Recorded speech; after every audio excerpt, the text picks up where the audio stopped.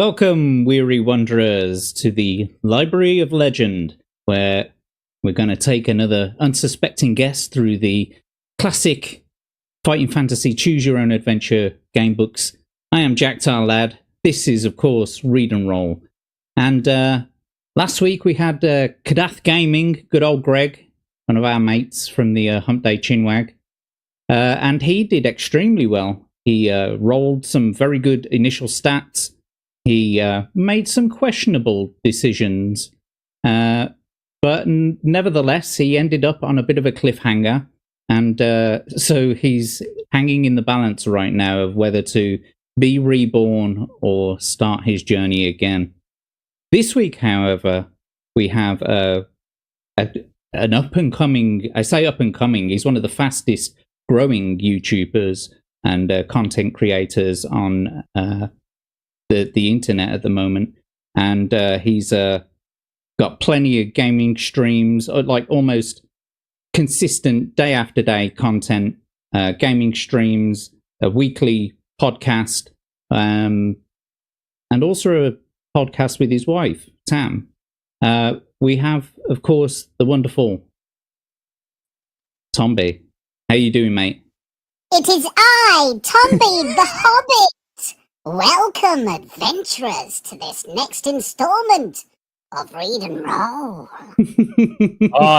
What an entrance. How you doing, brother? Thank you very much indeed for the invite to this. I've been seriously looking forward to it.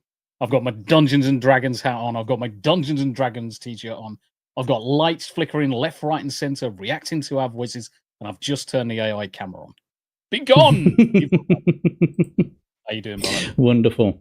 I'm doing all right, mate. Yeah, been preparing for today's stream and just getting things done, and you know what it's like. Anyway, Did you manage to see Greg's stream last week? I saw part of it. I probably got up to around about halfway through, and then I had to nip to bed because it was that time. I'm working earlier and earlier each week, so. Mm-hmm. No, because you do a climatic ending of it. The climactic ending. Yep.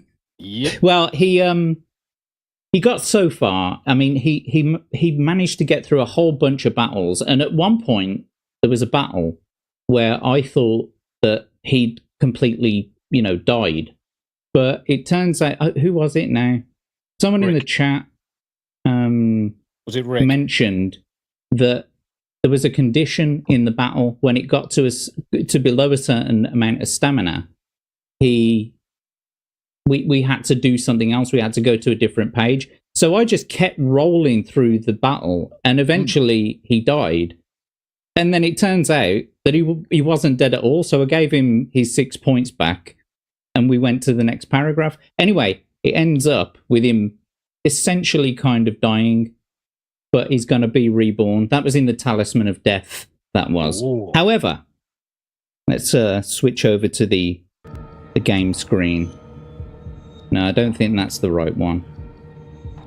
We haven't even chosen a book yet, but I have them loaded up in the background, ready to go. Anyway, this week's 3 books to choose from. We have The Warlock of Firetop Mountain, The Vault of the Vampire, and a new one to the collection, The Forest of Doom. Now, The Warlock of Firetop Mountain is, that is the first in the entire series. It was the very first game book that came out. Forest of Doom, I think, is number 3, and Vault of the Vampire is much, much later on in the series, number 38. Greg refused to play that one last week because he said it was too gothy. And he's played Warlock of Firetop Mountain hundreds of times before, so he chose Talisman of Death instead. And so before the show, I always give my guests the back of the book blurbs to read through so that they can choose a book here on the show. So Tombi, have you made your decision of which one you would like? Yep. I've actually played The Forest of Doom back when I was a kid, because that was definitely one of the ones that my dad had. Bear with me, I'm just going to chuck that little shit of a cat out. No worries. Be gone. Cat attack. Hopefully there are no cats in these books to attack you. Yeah, so I played Forest of Doom when I was a kid. I don't recall ever playing Vault of the Vampire, and I don't recall ever playing Warlock of Firetop Mountain. But definitely I remember the Forest of Doom because the character art on the front. Now, if anybody knows most of my Baldur's Gate 3 streams, there is one character that I'm always going to be, and it's pretty much a Warlock. And it's drawing my attention straight to Warlock of Firetop Mountain. Who's going to be the best Warlock? That's the question. And that's awesome. So, you've chosen Warlock of Firetop Mountain. Let's just get that up on the screen behind then. And so, let's just read them the blurb. It's a short one, this one is. Short little blurb. Just close down the Forest of Doom in the background as well, in the Vault of the Vampire. I've got a lot of production work to do in the background here. Oh, actually, first of all, first things first, let's just say a quick hello to the peoples in the chat. We have, of course, Legatus Legionis. He's always here. He's a good mod. Some people say, I say he's the best mod. He's everywhere, around everyone's streams. Yep. And we were having a good old chat about, because I did that test stream with Rumble Studio. I wasn't impressed with it. But we've got Abe here as well. Hello, Abe. Good to see you, mate. Thank you for joining us. We also have Ryo. Good to see you, mate. Rick Cleary. Thank you for joining us. Steve. Hello, mate. And of course, we've got Tombi here. Who else? We got Uncle Martin on the mountain bike. Aren't you supposed to be streaming with Yarny? Good to see you, mate. They've done and dusted. Have they? Oh, yeah, wonderful. It's bedtime for Uncle Martin soon. I see. Yes. Rick Cleary, RNG bus giveth and RNG bus taketh away a lot more. Yes, we'll see how the RNG bus works out for Tombi tonight. We've got Hanayama-san. How you doing, mate? With the stream elements bot as well. And Crimson Shadow, pleasure to see you. Yarnwich, you are here. Hello, my dear. How are you doing? Yes, hey, Batwench. And we have Prophetic Apathetic. Good to see you, mate. Thank you all for joining us. And so, with that, we're going to get into the book. So, the blurb on the beginning of this book. The Warlock of Firetop Mountain, your quest is to find the Warlock's treasure hidden deep within the dungeon populated with a multitude of terrifying monsters. You will need courage, determination, and a fair amount of luck if you are to survive all the traps and battles and reach your goal, the innermost chambers of the Warlock's domain. Now, are you familiar with the rules of the book still? I know you played them years ago. It's been so long. It's been so long. Off the top of my head, I couldn't tell you. Okie dokie. We'll get to battles when we get to them. On certain pages, you'll be able to escape. Especially in this book, we've not seen many escapes in previous books that we've played. But in this one, I know that there are a lot of escapes that you can take. But you will deduct 2 from your stamina point if you choose to escape, basically. You have 3 stats that you need to roll for: your skill, your stamina, and your luck, and we'll roll for those shortly. You can use your luck in battles, and we'll come to that when we come to the battles. What else was there? Yeah, usually in a battle, you'll face your opponent one-on-one, but sometimes it may ask you to fight them in the same round. And so what you'll usually do is choose an opponent, then you'll roll for the opponent that you've chose. If your attack strength is greater, you win. If their attack strength is greater, they win. However, the other enemy, you still have to roll for, but if you win the attack round, it's like you parried the blow. But if they win the attack round, you still take the normal damage points. Okay, so what else am I missing here?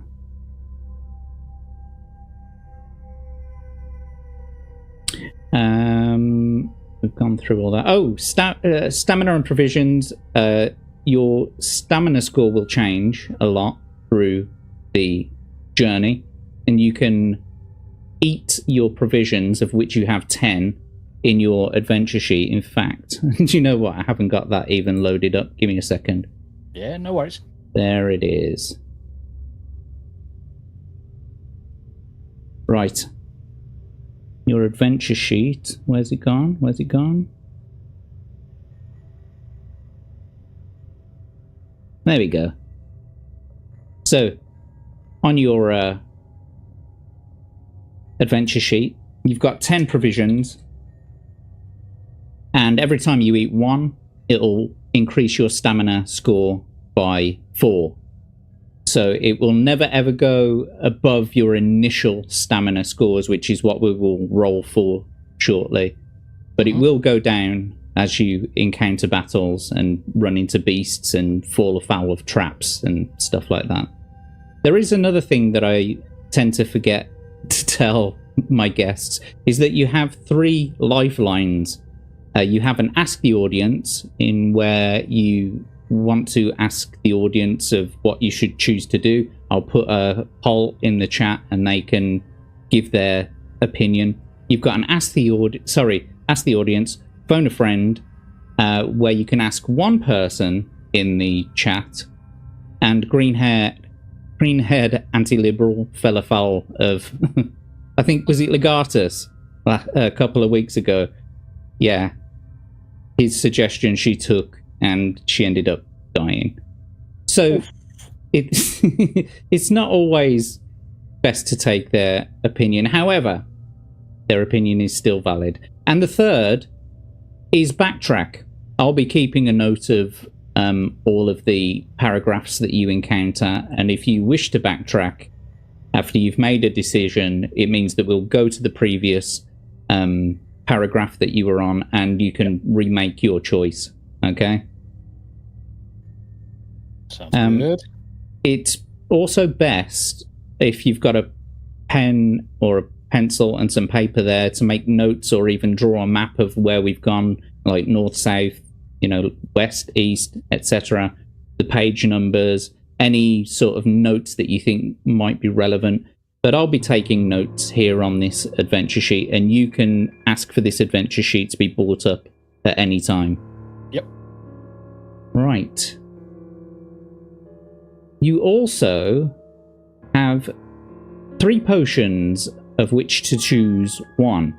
You've got the potion of skill, the potion of strength, and the potion of fortune. Skill restores skill points at any time, as long as you're not in a battle. And that applies for all of these potions. As long as you're not in a battle, you can take them. The potion of strength restores stamina points, and the potion of fortune restores luck points. But in addition to that, it will also add 1 to your initial luck. So for me personally, the potion of fortune is the best bang for buck. Yeah, definitely. Okay, so hints on play. There is one true way through the Warlock's dungeon, and it will take you several attempts to find it. Make notes and draw a map as you explore. This map will be invaluable in future adventures and enable you to progress rapidly through to unexplored sections. Not all rooms contain treasure. Many may... Put my teeth back in. Many merely contain traps and creatures which you will no doubt fall afoul of. There are many wild goose chase passages, and whilst you may indeed progress through the dungeon, you will not take the Warlock's treasure unless you have picked up certain specific items along the way. Several keys will be found in dungeon rooms. Only by arriving at the Warlock's treasure with the correct keys to open his chest will you get the treasure. You can expect many frustrations in Firetop Mountain. The one true way, however, involves a minimum of risk, and any player, no matter how weak on initial dice rolls, should be able to get through fairly easily. May the luck of the gods go with you on your adventure ahead. So, I think we'll do your dice rolls. So if you can get your dice roll ready. Yep. And so for the first stat, which is your skill, I need you to roll just one d6, please. Yep. Oh, Fuck. a 1. Shit. At 6, that gives you 7. It's okay, mate. We'll see. We'll see how you get on. For your stamina, can you roll 2d6, please? 3 and a 1, that's 4. Plus the 12, that's 16. So 16 is your initial stamina. And for your luck, please roll 1d6. Nice. Boom. So that's 11 you've got there. Right then. So those are your initial scores. Unless you choose the Potion of Luck, your initial scores will never get any higher than that. And if you eat provisions and you're close to your initial stamina score, it will never go higher than that. So the 1 provisions gives you 4 stamina points. If you're at 14, for example, 14 current stamina, and you eat 1, you'll only get 2 out of that provision. Does that make sense? Yeah. Okay. Skill scores can be a bit iffy. Sometimes you can gain a little bit extra skill, but that is not reflected on your initial skill. So if your current skill score has been lowered, and sometimes it can be, if you've got a magic weapon, it will only add on to your current skill score. Okay? Yep. Got ya. All right. Right then. Let's just see what you guys are saying in the chat quickly before we continue. Escaping Ordinary is here. Hello. How you doing? Yeah. Good to see you. And Davey Verse. I swear Greg weighed his dice. He was very lucky with his dice rolls, initial dice rolls. And, I mean, the thing is, though, he came to a very, some very close calls during battles, if I remember. So sometimes his dice weren't that great. And he was saving all of his luck for when he won the attack round, basically, so that he could get that extra damage on the enemy. Anyway, we were. Oh, sorry, I noticed something. That was all. Right. Okay, let's get on with it. So, rumors. Only a foolhardy adventurer would embark upon such a perilous quest without first finding out as much as possible about the mountain and its treasures. Before your arrival at the foot of Firetop Mountain, you spent several days with the townsfolk of a local village, some 2 days' journey from the base. Being a likeable sort of person, as you are, Tombi, you found it easy to get on with the local peasants. Although they told many stories about the mysterious Warlock sanctuary, you could not feel sure that all, or indeed any, of these were based on fact. The villagers had seen many adventurers pass through on their way to the mountain, but very few ever returned. The journey ahead was extremely dangerous, you knew that for certain. Of those who returned to the village, none contemplated going back to Firetop Mountain. There seemed to be some truth in the rumour that the Warlock treasure was stored in a magnificent chest with 2 locks, and the keys to these locks were guarded by various creatures within the dungeons. The Warlock himself was a sorcerer of great power. Some described him as old, others as young. Some said his power came from an enchanted deck of cards, and others the silky black gloves that he wore. The entrance to the mountain was guarded by a pack of warty-faced goblins, stupid creatures fond of their food and drink. Towards the inner chambers, the creatures became more fearsome.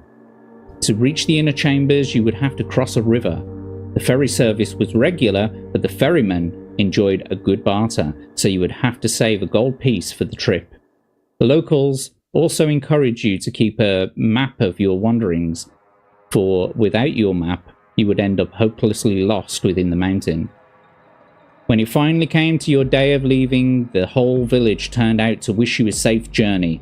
Tears came to the eyes of many of the women, young and old alike.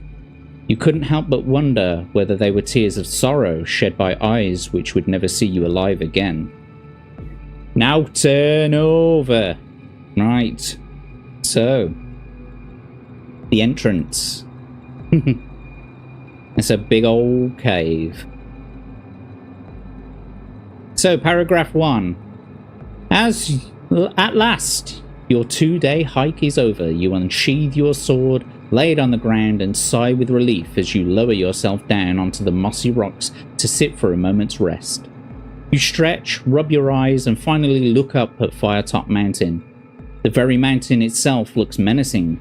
The steep face in front of you looks to have been savaged by the claws of some gargantuan beast. Sharp, rocky crags jut out at unnatural angles, and at the top of the mountain you can see an eerie red colouring, probably some strange vegetation, which has given the mountain its name. Perhaps no one will ever know exactly what grows up there, as climbing the peak must surely be impossible. Your quest lies ahead of you. Across the clearing is the dark cave entrance. You pick up your sword, you get to your feet, and consider what dangers may lie ahead of you. But with determination, you thrust the sword home into its scabbard and approach the cave. You peer into the gloom to see dark, slimy walls with pools of water on the stone in front of you. The air is cold and dank.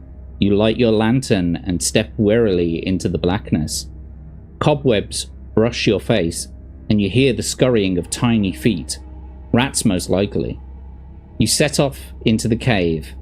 After a few yards, you arrive at a junction. You've got two choices. Will you turn west, or will you turn east? And now here comes the first of the decisions. And as always, there's very little to go on. Our journey through the village has told us very little. Jack shit, if anything, mate. Which way should we go? Well, 71 or 278. Let's turn to the west. Go west. Life is peaceful there. It is. So I hear. Ooh. I know, right? Straight away. There is a right-hand turn to the north of the passage. Cautiously, you approach a sentry post on the corner, and as you look in, you can see a strange goblin-like creature in leather armor, asleep at his post. You try to tiptoe past him. Test your luck. If you are lucky, he does not wake up and remains snoring loudly. If you are unlucky, you step with a crunch on some loose ground and his eyes flick open. So, to test your luck, I just need you to roll 2d6, please.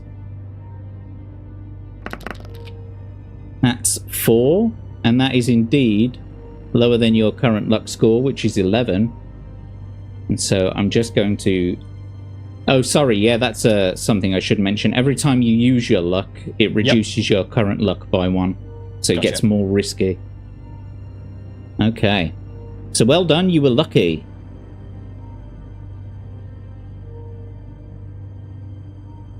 We're So sneaking. You are Sneaking sneaking past. To your left, on the west face of the passage, there is a rough-cut wooden door. You listen at the door, and you can hear a rasping sound, which may be some sort of creature snoring. Do you want to open the door? Or if you wish to press on northwards, turn to 208. Now, anybody who knows me knows Tombi likes a thieving. and he likes picking up stuff. So I think we're going to open a door and go for a rummage. I just because I always keep track of where you've been in the adventure sheet. So you're on 301. Turn to 82. Hello, Anna's Gameland. Good to see you in the chat there. Yeah, Anna, how you doing? The door opens to reveal a small, smelly room. In the center of this room is a rickety wooden table on which stands a lit candle. Underneath the table is a small wooden box. Asleep on a straw mattress in the far corner of the room is a short, stocky creature with an ugly, warty face. The same sort of creature that you found asleep at the sentry post. He must be the guard for the night. He must be the guard for the night watch. You may either return to the corridor or press on northwards, or creep into the room and try to take the box without waking the creature. If you want to do that, we're going to have to test your luck again. Oof. So 2d6 please, and it must be 10 or below. Or you can backtrack, because that's one of your lifelines. I'm ready to test my luck. Okay, 10 or below on 2d6, please. Snake eyes. Come on, baby. Oh, it is 10 or below, so we've got to give you that. Well done. It was 8.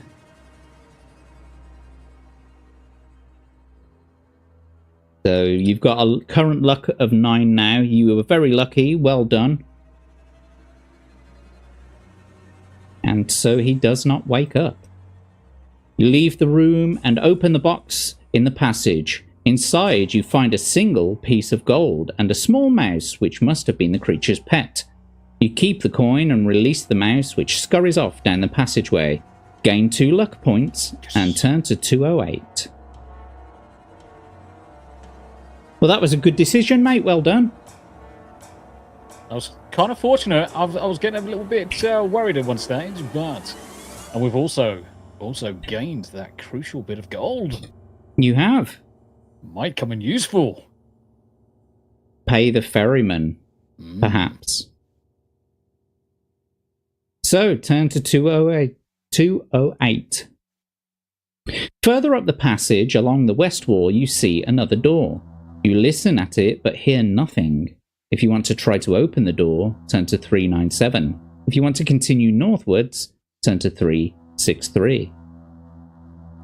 I don't want to press my luck too much, so I think we carry on going northwards. Just carry on the adventure. Okie dokie. You see, me personally, I open almost every door that I encounter. Sometimes they're good, sometimes they ain't. Okay, further up the passage on the west wall, you see another similar door. You listen at that door and the grimace to hear the worst singing you've ever heard in your life. Do you want to go into the room and investigate this hideous din, or walk on up the passageway? So what do we reckon, chat? It's getting to that stage where it's like we're listening to the door. We can hear singing, so it might not be too worrisome to jump in. Do you know what? I'm almost tempted to just go and wreck shit up. Let's turn to 370. Let's open it. But you can ask the audience for their opinion if you want to. That is one of your lifelines. But so if you want to turn to... Sorry. Carry on. Let's phone a friend. Okay. Is it phone a friend or ask the audience? Ask the audience. Well, it's up to you. You get to choose... With phone a friend, you get to choose one person in the chat and ask them what they would do. Ask the audience is a poll. I think we go for ask the audience. Okie dokie. Let me just ask the audience then. Start a poll. And what are the choices? We've got... Go and investigate or carry on. Okay, investigate. Davey Verse says, what would Jesus do? Jesus would wreck shit, probably. He would be flipping tables. He would. Okie dokie. Let's do it then. The poll has started in the chat. And so, poll away, boys and girls. Just going to put this little bit of music on.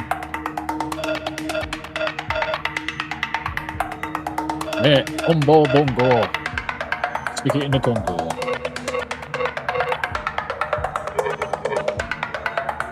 Hobbits beatboxing.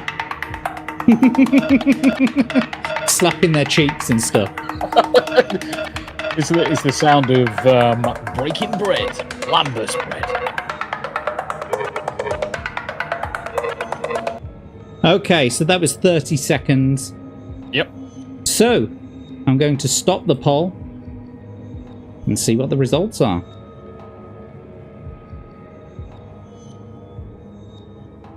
Wait a minute. I'm pretty sure it was 50%. 60% was investigate. Why is it That's said weird. 0 and 0? Basically, the chat just saying, "Run away, run away." No, but I saw people. Yeah, there was definitely some votes made. That's bizarre. That is bizarre. Okay, I'm I'll pretty tell you what. It was investigate though. I'm pretty sure it was investigate. Okay, well, if you're sure. Yep, we'll go with the investigate. Let's have a look and see what shit's going on inside. So first of all, I just want to mark off your lifeline. Yep. So that's that one done. You can't use it again now, unfortunately for you.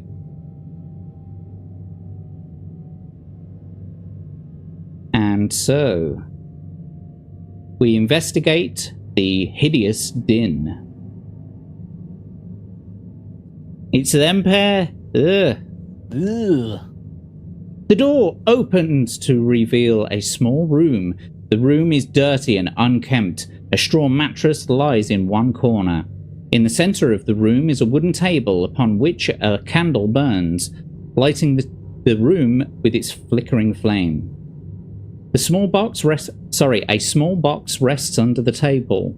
Seated around the table are two small creatures with warty skin dressed in leather armor. They are drinking some sort of grog and, by the way they stagger to their feet on your arrival, you assume that they are very drunk. You may either draw your sword and leap forward at them, or slam the door quickly and run up the passage. Well, it would be really unfortunate if someone was to take care of them when they're pissed as farts. Let's fuck shit up. What would Jesus do? So I assume we're leaping forward with your sword. We're going to bitch slap them into next year. Excellent. So that means we've got our first battle. Let's bring up your adventure sheet. So, actually, first of all, just so that we understand what's going on. The two drunken orcs you now face are obviously startled at your entrance, and as quickly as they are able, they fumble around for their weapons. You must attack them one each in turn. Their drunkenness allows you to add 1 point to your dice roll when working out your attack strength during each attack round. The first orc has a skill of 5 and a stamina of 5. The second orc has a skill of 4 and a stamina of 5. If you win the battle, we'll turn to 378, and if you wish to escape at any point, we can do so by turning to 42. However, of course, with escapes, you will lose 2 stamina points if you choose to do that. I mean, you can do it at this point if you really want to, but what would be the point of that? Yeah, exactly. Okie dokie. So, our first battle, guys. Let's go into it.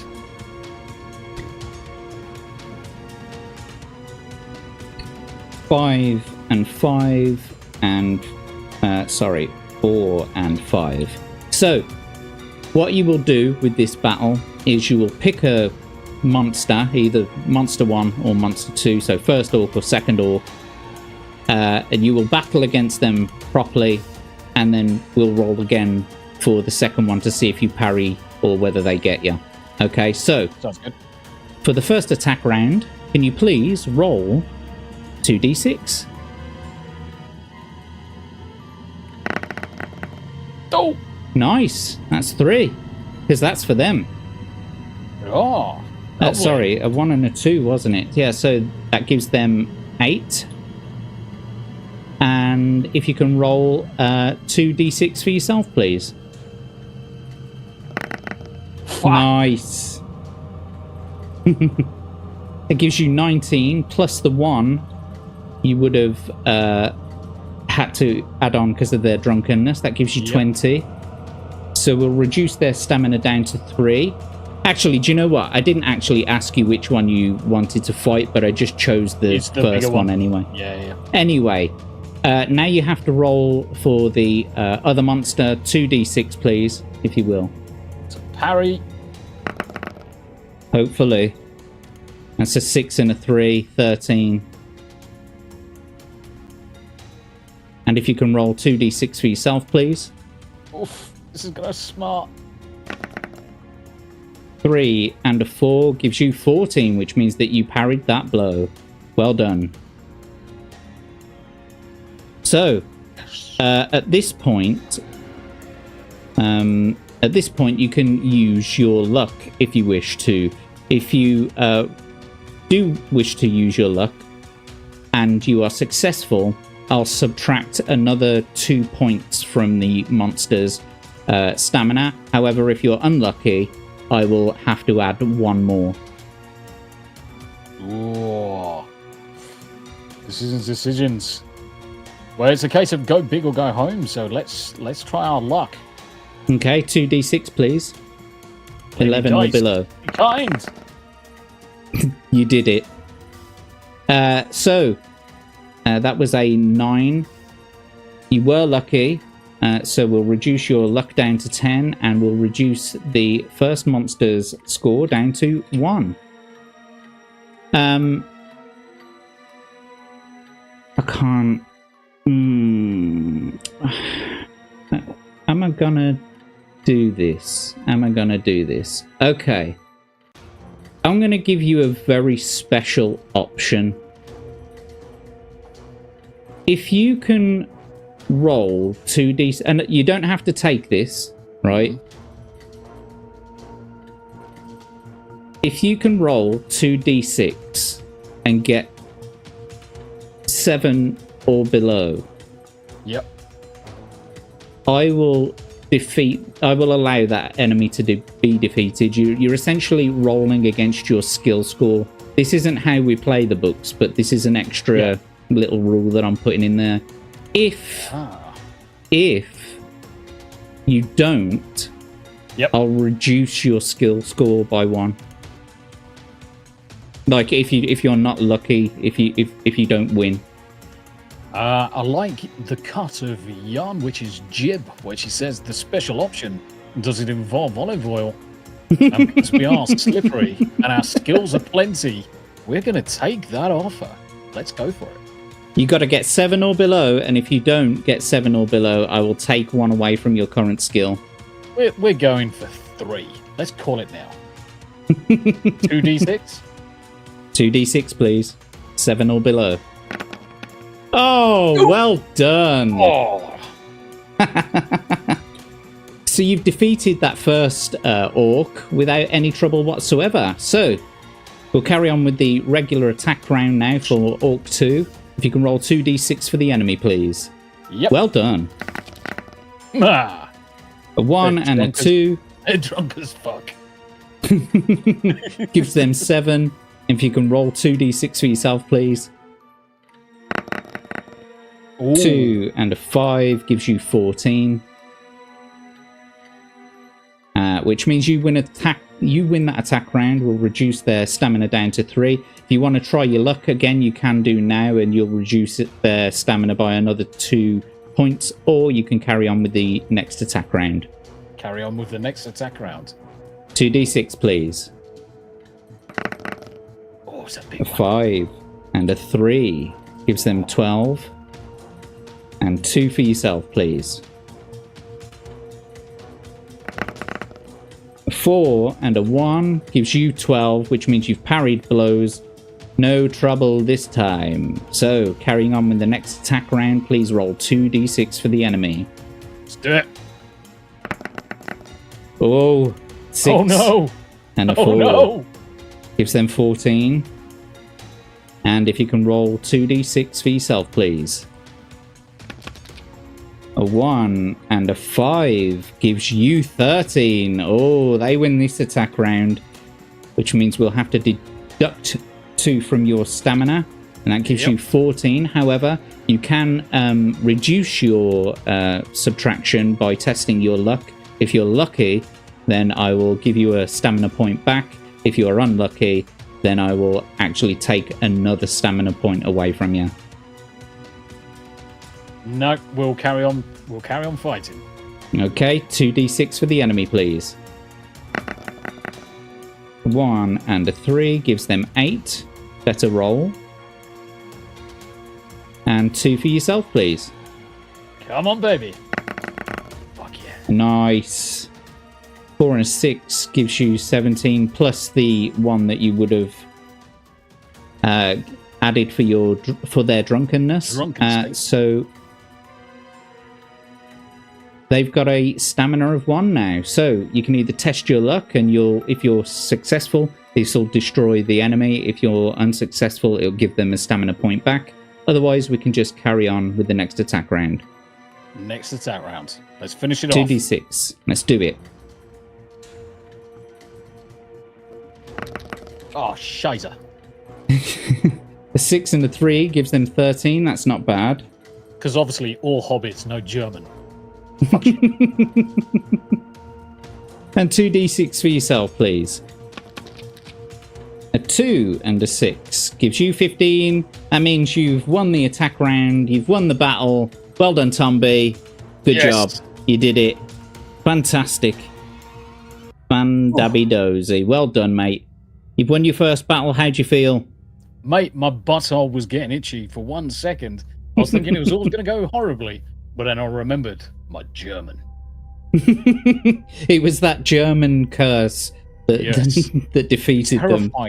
Terrified. You should have seen them. They were quaking in their pants. It was great. Right, so I'm just erasing their debris from the sheet so that we... just to keep it nice and neat for me, basically. Shut up. Now, it would be a bit pointless because you would lose 2 of the stamina points. But if you want to eat any provisions, you're more than welcome to eat a provision now to bring you back up to your initial stamina of 16. But you're at 14. So yeah, I think I'm in a good spot, to be honest. We'll press on. Excellent. So you won the battle. We'll turn to 378. You wipe your bloodied sword on the mattress. The green leaves a slimy stain on the straw. Stepping over the bodies towards the table, you flinch at the foul stench of the creatures. You pick up the box from under the table and examine it. It is a small wooden box with crude hinges. The name Farigo DiMaggio is inscribed on a brass nameplate on its lid. If you wish to open the box, turn to 296. If you wish to leave it behind, turn to 42. 296. Let's see what's in the box. Good choice. 296 it is. The box contains a small leather-bound book entitled The Making and Casting of Dragonfire. You open the pages and begin to read. Fortunately, it is written in your own language, and was so not probably understood by the orcs. Otherwise, this treasure would certainly not be as loosely guarded as it was. The book is written in tiny handwriting by Farigo DiMaggio. In it, he tells the story of his life's work, the creation of the Dragonfire spell with which to fight evil dragons. You read how, in his last years, Farigo finally perfected his spell, but by then he was too old to make use of it. So he completed his book, locked it in a chest, and hid it in the depths of Firetop Mountain, afraid that it might fall into the wrong hands. The last page reads, "And so you who now hold this book, you have my life's work in your hands. The power of destruction is yours if you wish it, but do not waste it. Unless you use the spell for the purpose for which it was intended, you shall be consumed by evil itself and die by the first fire from your own hands. Remember only when the dragon...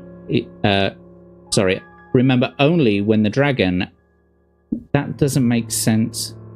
Remember only when the dragon at you should you raise your arms and say... It's almost like there's... Remember only when at the dragon should you raise. It's almost like some of the words are just misplaced in the... I think it's when the dragon looks at you. Yeah. Or when he starts to breathe fire at you, or when he shits himself, or whatever it is. I don't know. Anyway, these are the words. Ekel Erif. Ekem Erif. Erif Erif. DiMaggio. You say these words slowly and softly. Suddenly, the pages seem to glow, and as this glow disappears, so do the words on the pages of the book. You repeat the spell to yourself to memorize it and leave the room.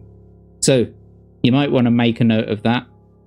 It's interesting because obviously I've made a note of it, but obviously backwards, the first line is fire like, the second is fire make, the next one down, fire, and DiMaggio's just freaking DiMaggio are not even trying to do that one backwards.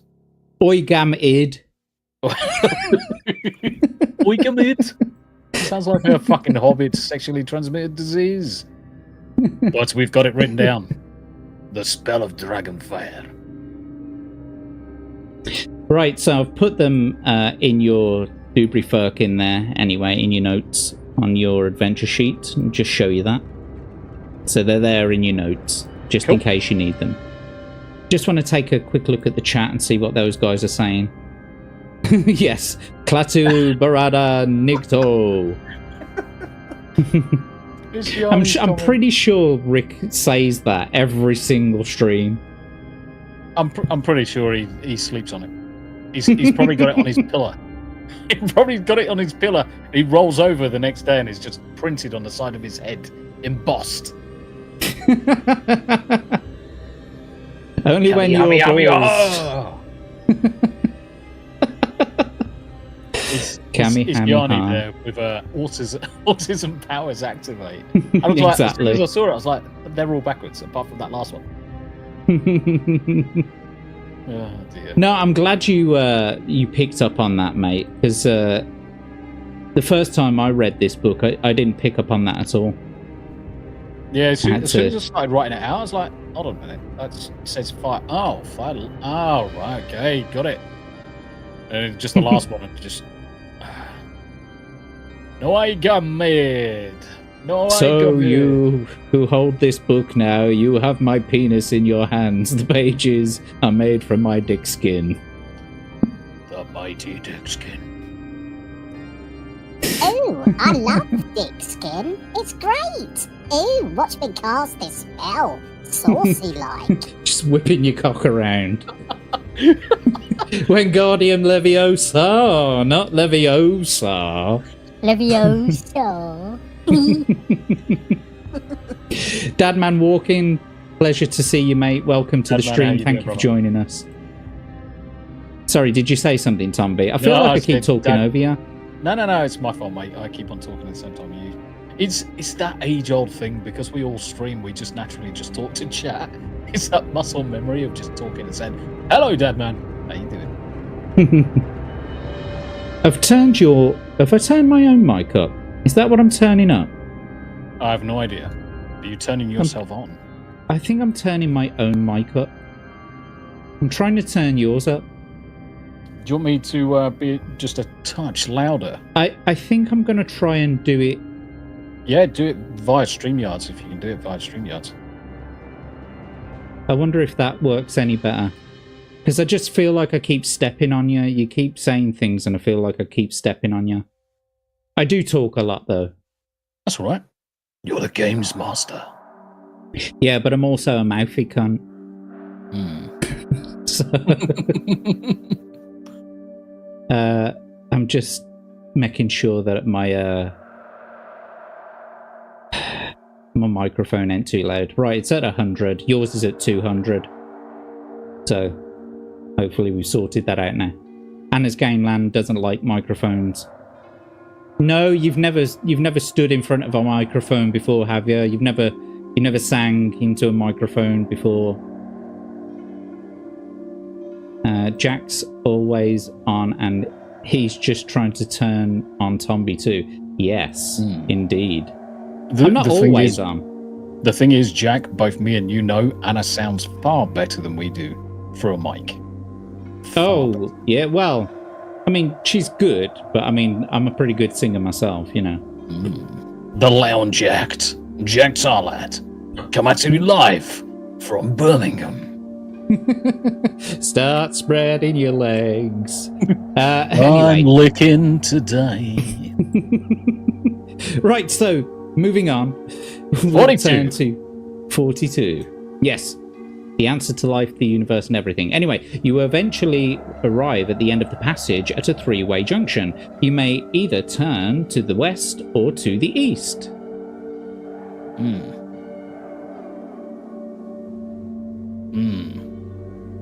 Okay.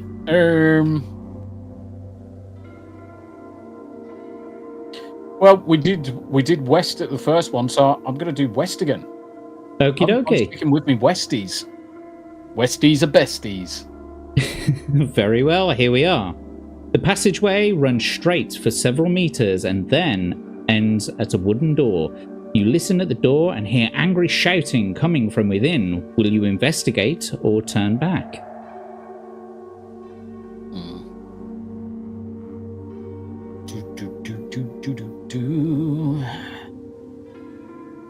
Angry shouting coming from within.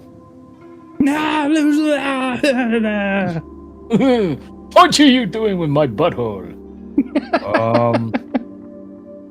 Now this is the question. We were quite lucky on the first one. They were pissed as farts. Do we go into this one where it's angry? Angry shouting, indeed. Smoo raid. Smoothness. How you doing, Smoo? Good to see you. Good to see you. Thanks for joining us, guys. Good to see ya.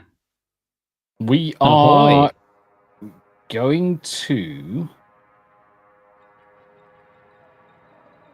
turn back 293. Oh. You sure? Yeah, because one of the things that they said is kind of like the early parts of our investigation is just try and de-risk it as much as you can do. So yeah, let's. Okay. Let's so turn we're turning back. Yeah, sure. Let me just make sure I've got you logged down. Yeah, 257. Right, okay. 293, here we go. You arrive back at the junction in the passage and walk straight on eastwards. Yep. You arrive at another junction in the passage. You may either go north or continue eastwards.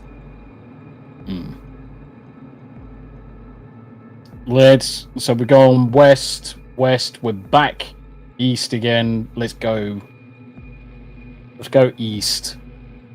Okie dokie, turning to 78. The passage ends at a solid wooden door with metal hinges. Listening at the door, you hear strange mutterings and the clatter of what could be pots and pans. Whatever's in there, there are several of them. You want to go through the door or turn back? My good God! But it's a solid wooden door with metal hinges. I think we're going to turn back on this one as well. Well, I'm going to give you some friendly advice. If you ignore too many doors, you may miss out on the keys that you need to unlock. This is also true. This is also true. Crap. That's a good point. So some of these keys might not even be the right keys either. You may get there, and so it's all full of red herrings and. But you've got to make the choices. I'll tell you what. Let's heed the warning and go 159. Let's heed the warning. Okie dokie. You open the door into a large room, which can only be the dining room of some same warty-faced creatures you now recognize. Sitting round a large table are 5 orcs, busily drinking and dribbling their bowls of rat gizzard soup. All are involved in a rowdy argument as to who will get to chew the rat bones left in the large soup cauldron, so they do not see you enter. You may be bold and prepare to attack them, turn to 365, or you may not relish the prospect of taking on 5 of these creatures and try to escape. If you wish to leave the room, test your luck. If you are lucky, you get out without them noticing. There is no penalty for escaping. If you are unlucky, they notice you and prepare for battle, and turn to 365. All are involved in a rowdy argument. Now, the thing is, we're in a dining room, but it doesn't exactly say that there's anything on the page that I'm really interested in wanting to stay around for. And 5 against 1? Yes. Yeah, but however, sometimes the bigger, harder battles give you bigger rewards. Sometimes.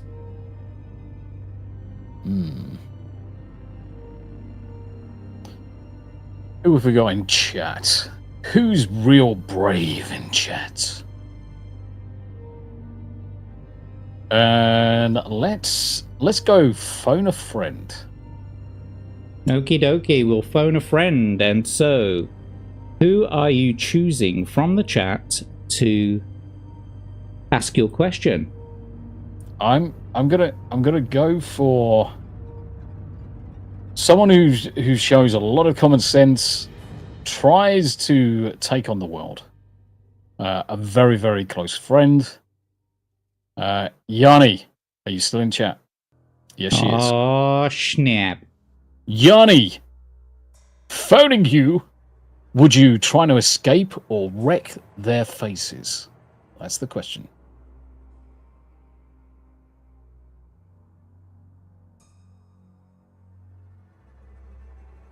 Yes, lol.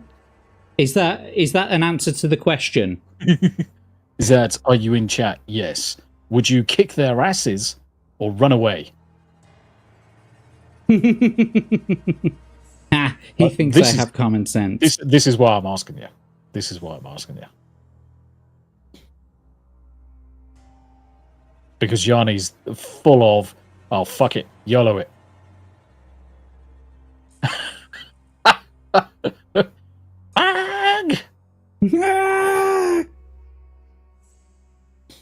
So, I'm going to push you for an answer, Yanni. Hanayama. Also, thank you for not asking me. Spice Marines.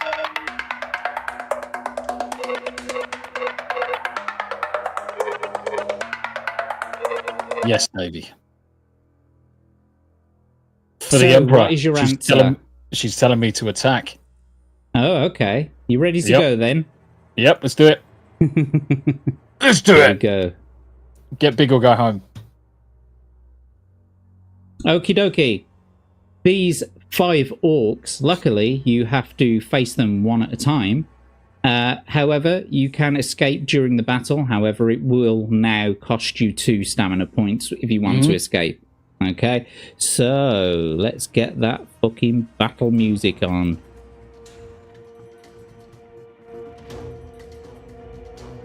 Right. Let's get your adventure sheet up. You've used 2 of your lifelines now, by the way. Yep. So you've only got 1 left, which is backtrack. Your first enemy has a skill of 6 and a stamina of 4. So, to start the first attack round, I'd like you to roll 2d6 for the enemy, please. 2 and a 4 gives them 12. And roll 2 for yourself, please. 3 and a 5 gives you 15. That means you win that attack round. Well done. Nice. We can reduce their stamina to 2. You can choose to test your luck at this point if you like, or carry on. Carry on. Okay, 2d6 please. 5 and a 1 gives them 12. And 2 for yourself, please. 1 and a 3 gives you 11. Oh. Unlucky. Sorry, that's a 12, isn't it? So, yes, so you can choose to test your luck and reduce that damage, or we can carry on. We carry on. 2d6, please. Oh, Shit. 6 and a 3. That's nasty. Motherfucker. Gives them 15. And 2d6 for yourself, please. 6 and a 1 gives you 14. They win that attack round again.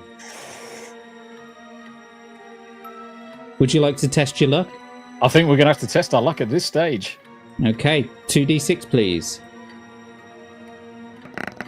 Nice. You were lucky. Your luck has been reduced to 9. And your stamina has been increased to 11. Nice. 2d6 for the enemy, please. Fuck me. 6 Stupid and a 2. Gives them 14. And now if you can roll 2d6 for yourself. 2 and a 5 gives you 14. That means you've parried blows. No damage here. So next attack round, please. 2d6. Holy shit, what's with these fucking orcs, man? Cheating You are bastard. rolling pretty high. 2d6 for yourself, please. Oh, how'd you go back? I think I only pressed it once. Just roll them, let them fade, and then there you go. Then you can roll 2 more. Okay.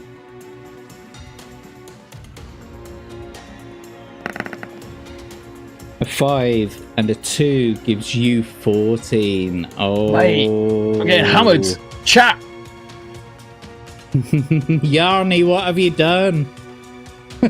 They're fucking my arson hole. Well, you can test your luck and bring your stamina back up to 10 if you want. I think I'm going to test the luck. Okay, 9 or below on 2d6, please. Boom. Very lucky. So now you have a luck score of 8, and we've brought your stamina back up to 10. 2d6 Mate, for this the is enemy, only the please. first enemy as well. Holy shit. Second. Well, it's the second battle. First enemy out of all of them. Fuck 6 my and- life. Some fucking asshole is like, no. Oh, come 2 on, for give me yourself, please. 2 6s. 5 and a 3 gives you 15, which means that you win that attack round. You win that battle against that enemy. And so, well done. You've defeated that one enemy. Your next enemy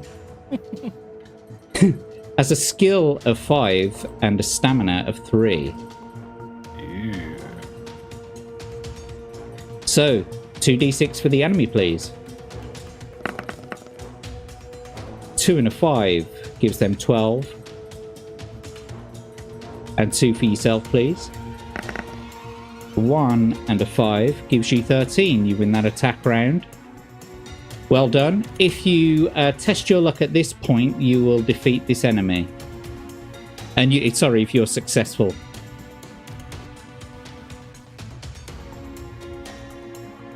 Or we can just carry on. Let's carry on. 2d6 for the enemy, please. The 1 and a 5 gives them 11. And 2 for yourself, please. Holy shit. Oh, Snake Eyes. Gives you 9. They win that attack round, bringing your stamina down to 8. Would you like to test your luck or carry on?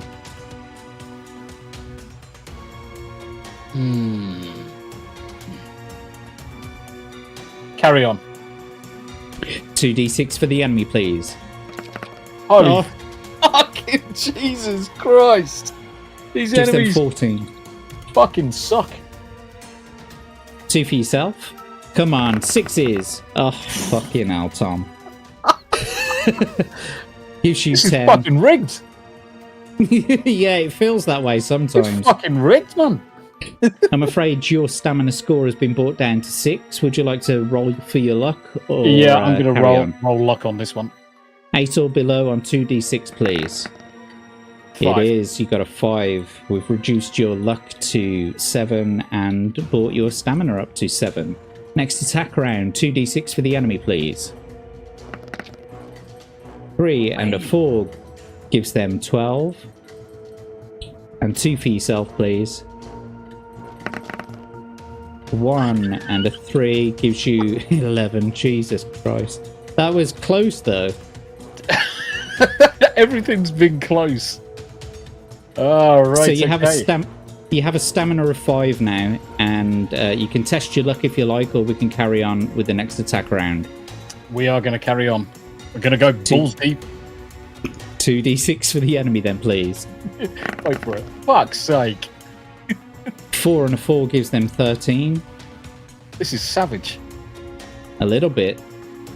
2 for yourself, please. Oh, finally. 6 and 4 gives you 17, which means you've won that attack round and you've defeated that monster. Well done. That's monster number 2 out of 5. Down. Right. Your next enemy has a skill of 6 and a stamina of 4. So, if you wouldn't mind, give me a second, rolling 2d6 for the enemy, please. I'm going to take it as a 5 and a 1. It gives them 12. 2 for yourself. A 4 and a 1. Gives you 12. You've parried blows. Next attack round, 2d6 for the enemy, please. Hanayama's like, you did this to yourself by asking Yanni. Rick with the DM pity roll. It was a 1 on my screen. I will say it was a 1 on my screen. 5 and a 1 gives them 12 again. And 2 for yourself, please. 6 and a 1 gives you 14. That means you've won that attack round. Their stamina is now 2. If you test your luck at this point, and you are successful, you will defeat this enemy. However, if not, we'll give them another point. We're kicking our asses. Let's roll again. Okay. You mean you want to carry on with the attack carry round? on attacking. Okay. 2d6s. Fuck That's yes, better. What a good decision. This is where I get snake eyes. Just to fuck me over. 2d6, please. Oof. A 1 and a 3 gives you 11, which means you win that attack round and you win against that enemy. So that enemy is now defeated. We believe in Joe Hendry. Right, the next enemy has a skill of 5 and a stamina of 2. So you've only got to beat him once on this. So 2d6 for the enemy, please. Yeah, until he fucking rolls that. What a wanker. The weakest guy in the pack just comes out fucking swinging. 2d6 for yourself, please. 4 and a 3 gives you 14. Oh, I'm afraid they win that attack round. Yep. Now, you're at a critical point. Right, you're at a very critical point in the battle right now. So you've got a current stamina of 3. If you test your luck at this point and you're lucky, you will gain another stamina point. Yep. If you are unlucky, you will lose a stamina point, bringing it down to 2. However, you can escape, but you will lose 2 stamina points. But it will get you out of this battle. You can escape if you want, don't forget. No, I'm going balls deep. I'm going balls deep. Let's attack the motherfucker. So we're doing the next attack round? We are. 2d6 for the enemy then, please.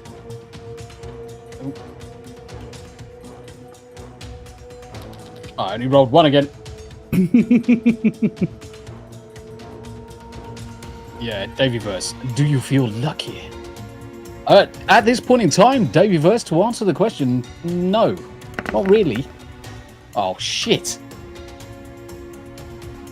I really hope you I really hope you roll something high on this next one. That gives them 16.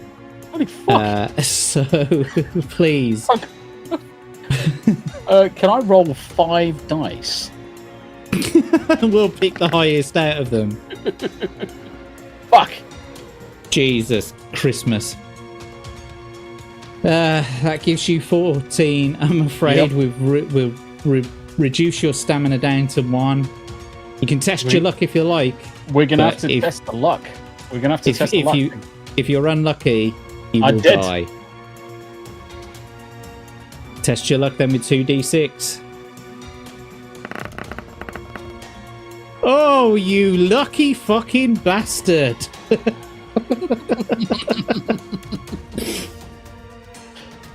Scrape this in. You got 7, and now we've reduced your luck to 6. So next time it will be 6 or below. Yep. But we've added 1 more to your stamina. So at this point, Tombi, roll 2d6 for the enemy. Holy shit. 5 and a 3 gives them 13. And 2 for yourself. What will it be? Nice. Yes. 6 and a 5 gives you 18, which means that you have defeated that enemy. And now we're on to the final enemy. Luckily, this enemy has a skill of 4, but also has a stamina of 4. So, please roll 2d6 for the enemy. A 1 and a 5 gives them 10. And 2 for yourself, please. Oh shit, the A bet. 1 and a 2 gives you 10. Oh! You parried blows. 2d6 for the enemy, please. 5 and a 2 gives them 11. 2 for yourself, please. A 5 and a 3 gives you 15, which means you win that attack round, and you've reduced their score to 2. Now you can test your luck if you like, and if you're lucky, you'll defeat this enemy, but you've got to get 6 or below on 2d6. Oh, the dice haven't been kind. The dice haven't been kind. I have a feeling if I roll for the luck now, it's going to give me 7, just to teach me that awful lesson.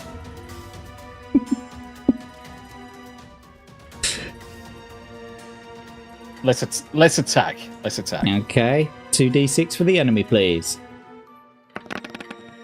Wrong move. Okay, now 13 for them.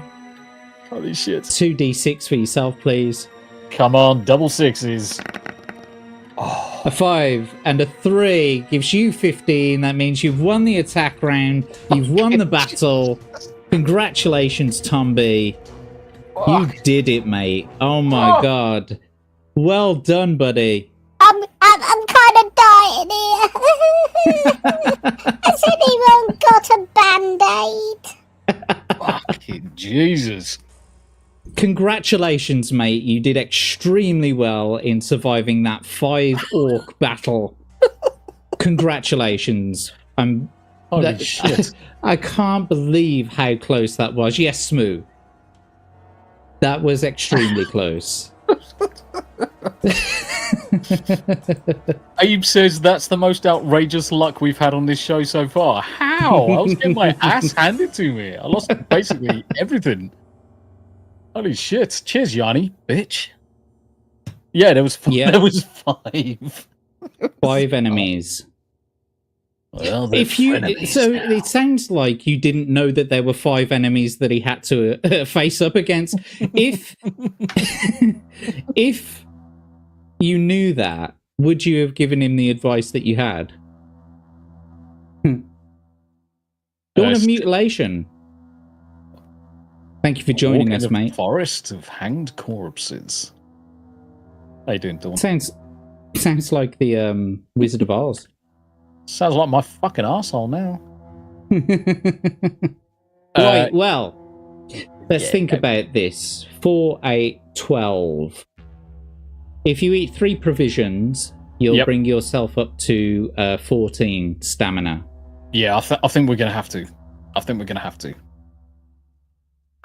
So that takes us down to 7 meals remaining.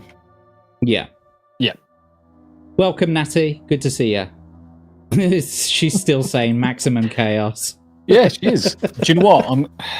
I'm going to eat some of my lambus bread, also known as a Domino's cookie. Provisions in real life. Fuck yeah. Bringing your stamina back up to 14.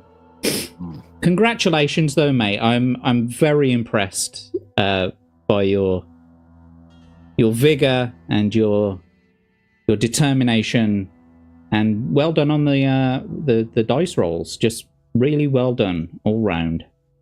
Happy So days. you won. This is where we find out we get a turnip. Oh, do you know what? Hang on. I'm gonna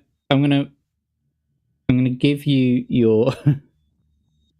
I'm gonna do something else for you. So I'll bring this back up. I'm gonna bring you back down to 2. I'm gonna give you 10 provisions back.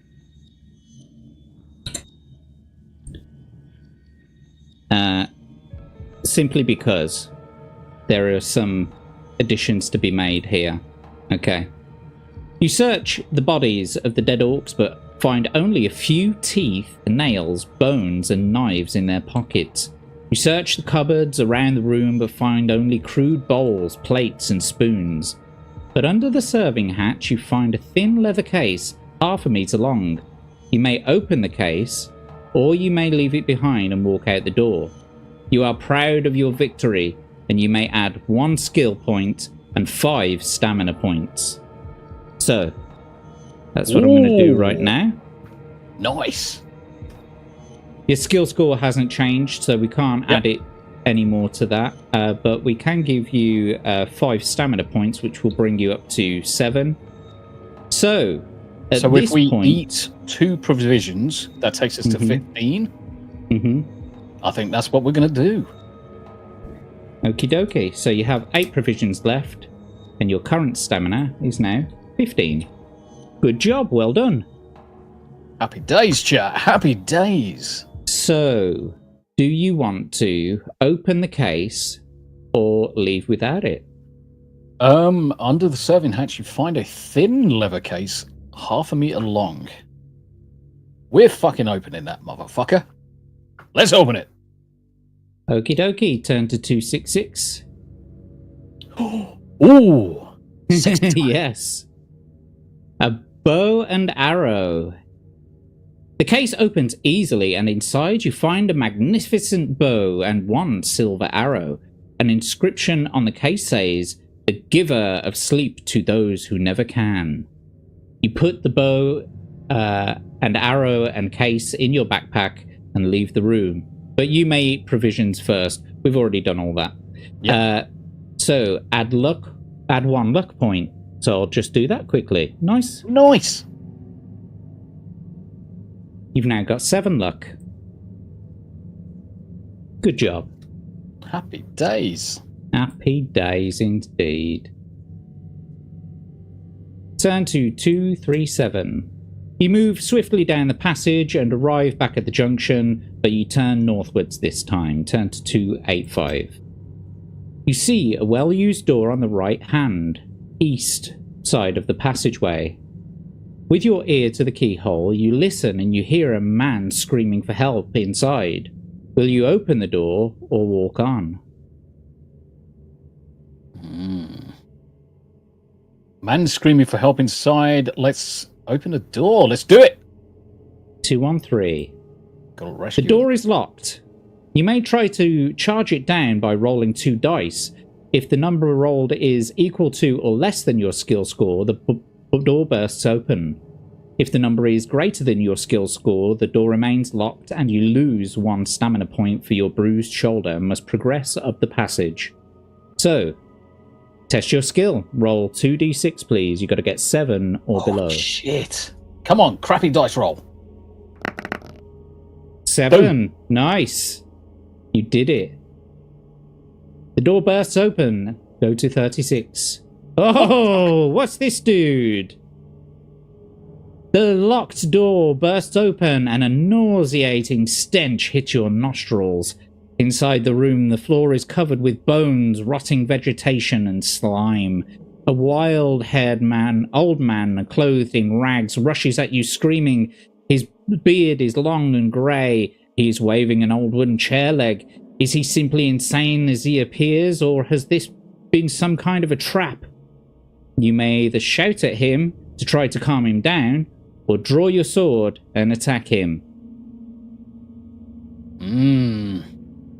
Now this is the thing. What do we do? Let's look around. So to me it looks like he's been feeding on.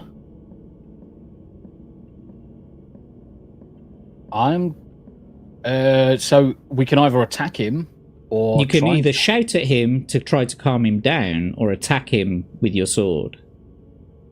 Yeah, he's been stuck in his place. There's stuff around.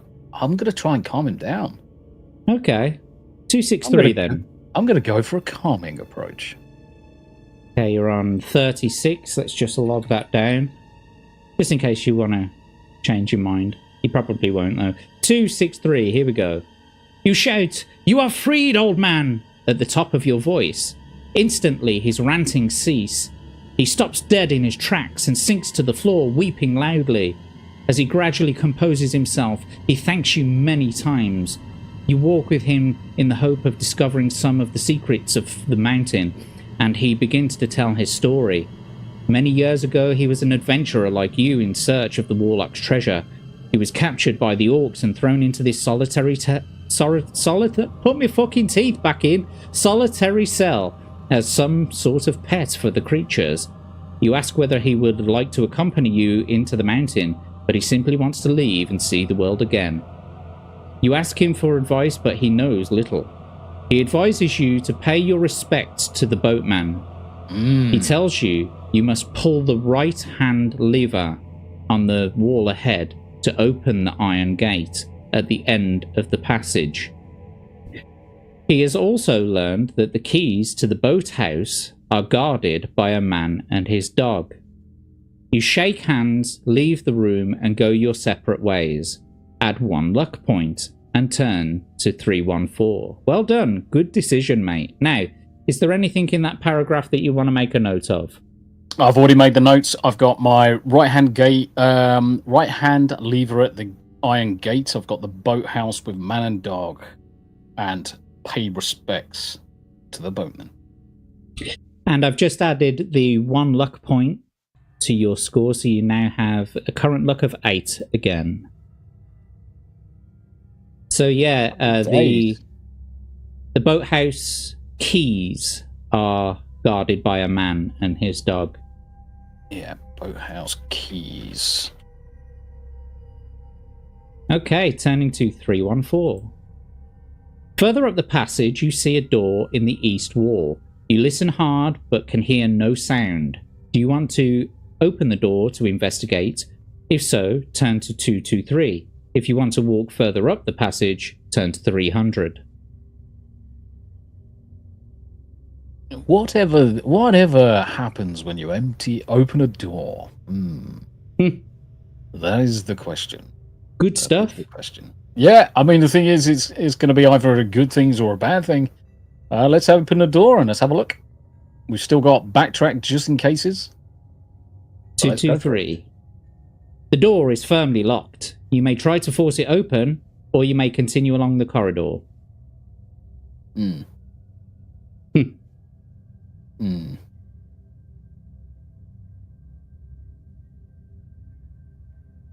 Let's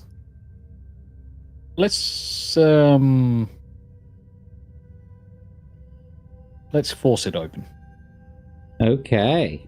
Let's smash its tits in. Let's see if you What's can. the worst that's going to happen, chat? You charge the door, hitting it squarely with your shoulder. Roll 2 dice. If the number rolled is equal to or less than your skill score, the door opens. If the number exceeds your skill score, the door shudders but does not budge, and you wince in pain as you hit the door and lose 1 stamina point. So 2d6, please, and you've got to get 7 or below. Oh! Lucky again. Well done, mate. So yes. Oh, look at that. Bountiful. Shiny shit. The door splits along its length, and you can wrench the timbers apart to let yourself in. A torch hangs from one wall, lighting up the small armory room stocked with swords, shields, and helmets and daggers, breastplates, and the like. You examine the weaponry and find nothing appearing superior to your own sword. However, a circular iron shield with a golden crescent at its center catches your eye. You pick it up and feel its weight on your arm. If you wish to take this shield, it will aid you in your battles by helping you to fend off wound damage inflicted by a creature on you. If in future, during a battle in which you are using the shield, if the creature wounds you, you may throw 1 die. If you throw a 6, the creature inflicts only 1 point of damage instead of the normal 2. If for some reason the creature would normally only inflict 1 point of damage, then a successful roll of 6 would mean that no damage is done. However, the shield is heavy and you will have to leave it behind. You'll have to leave behind 1 item of equipment, adjust your equipment list, to be able to carry it. So, if you want to take it, you can, but we'll have to take something away from your equipment list, and that could mean like 1 provision or 1 gold. I'm fucking leaving the shield. I ain't fucking trusting it. Okie dokie. Do you know what? In all the games that I've played, whenever I've played any games, anything that's just bright and shiny in the middle of the room as if to say, come fucking grab me, is usually a fucking bitch trap. Okay, well, I will tell you that because there is no other choice on this page, it only does what it says on this page. So it will help you in the future. There is no curse involved with it. Yeah. However, the shield is heavy and you will have to leave 1 item behind. So that either means leaving 1 provision or that 1 gold piece that you have, because you don't want to leave your sword. So I can leave just 1 provision behind and take... Oh, if that's... Okay.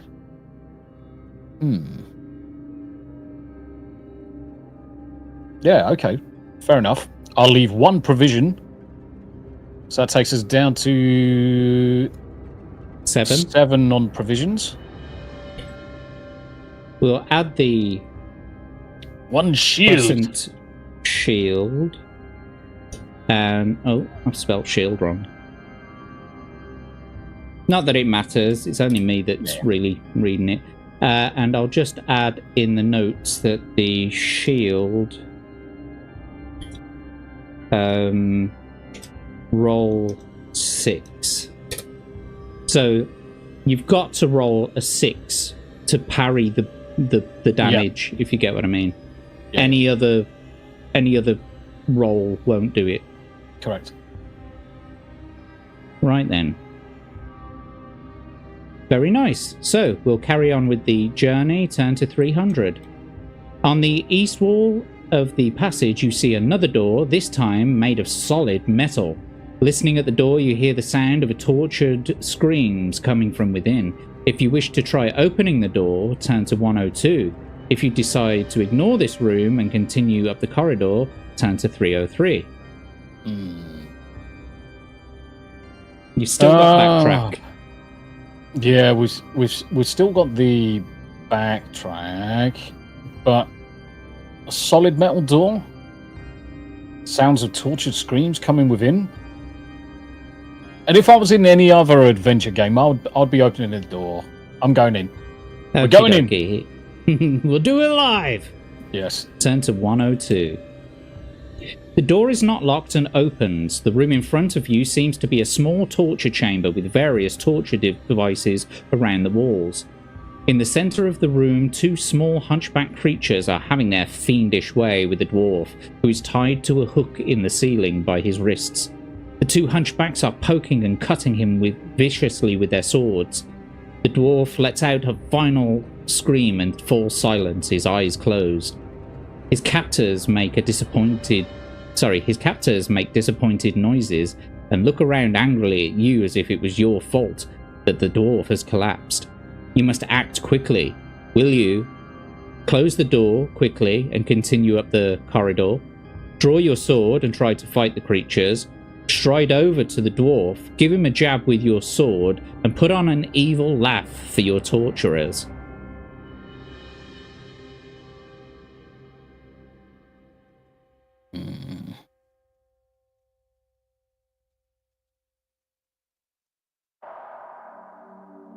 There could be something of use in this room. Yeah, let's look after.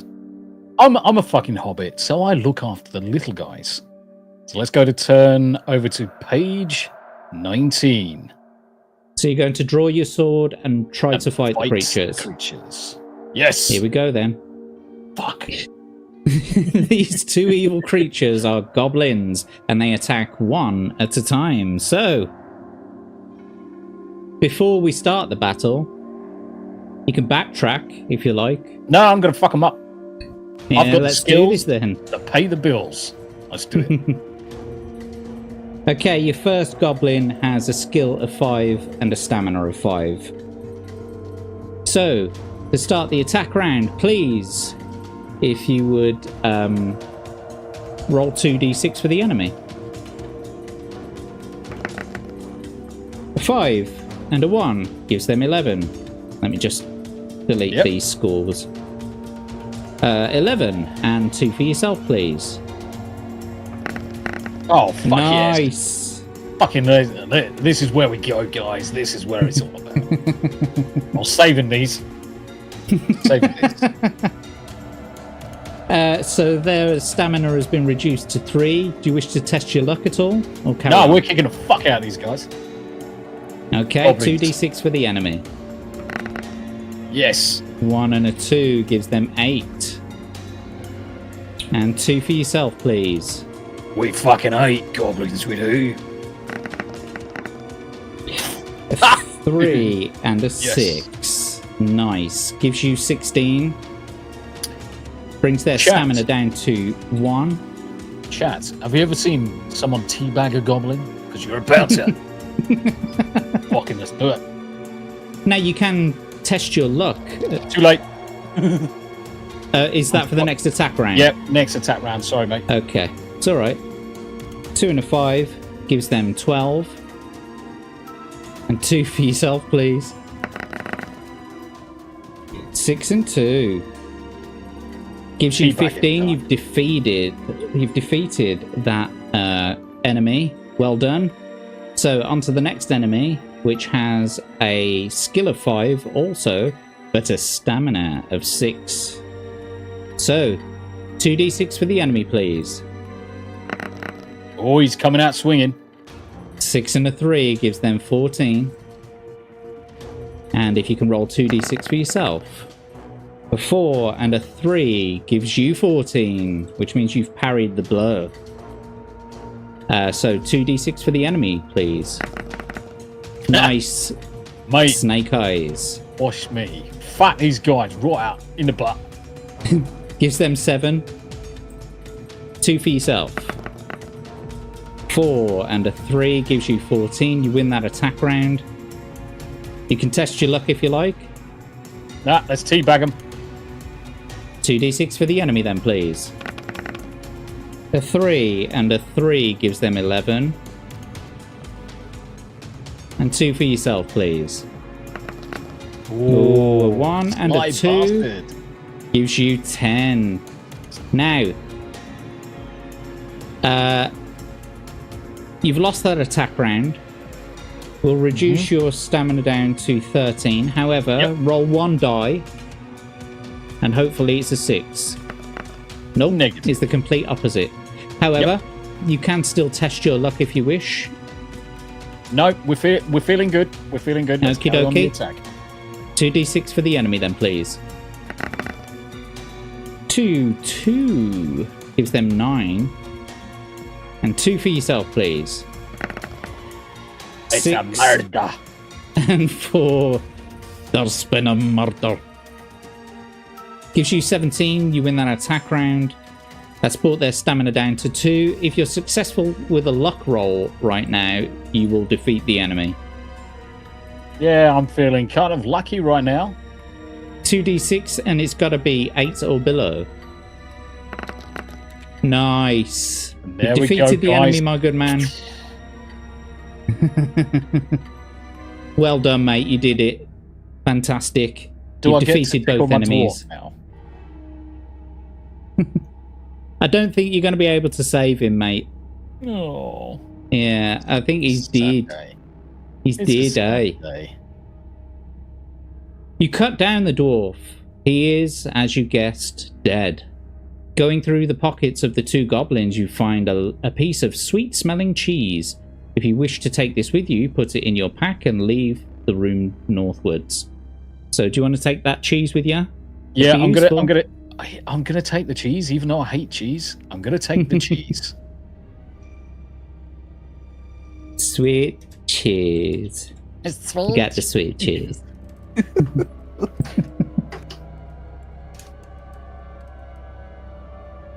How's them cookies? Mate, they're amazing.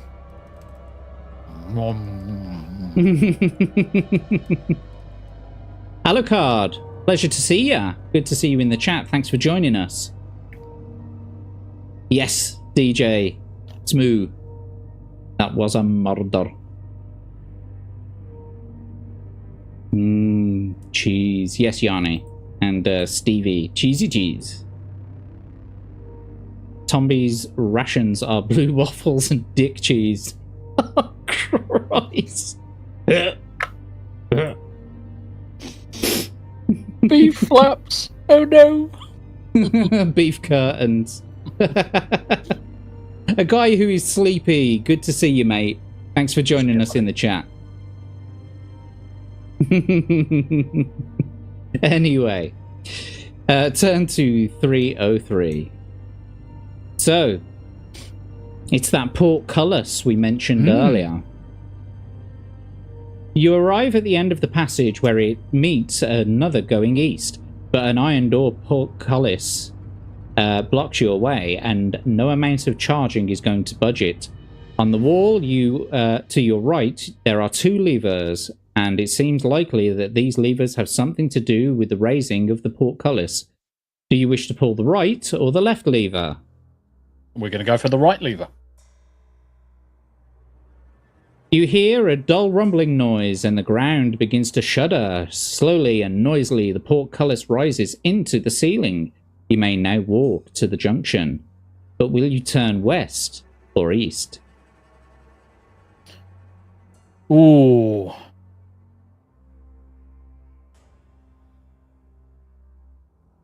Oh, we've gone west every time.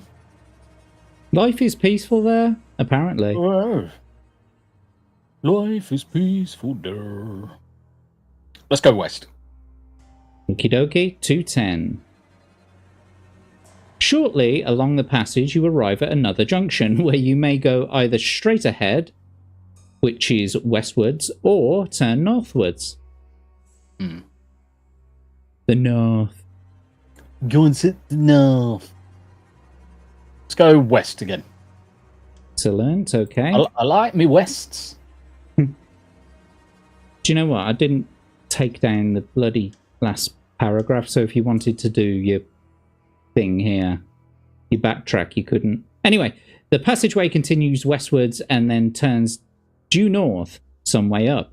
You reach a junction where a narrow passage runs off to the west. Will you continue northwards or take the west way?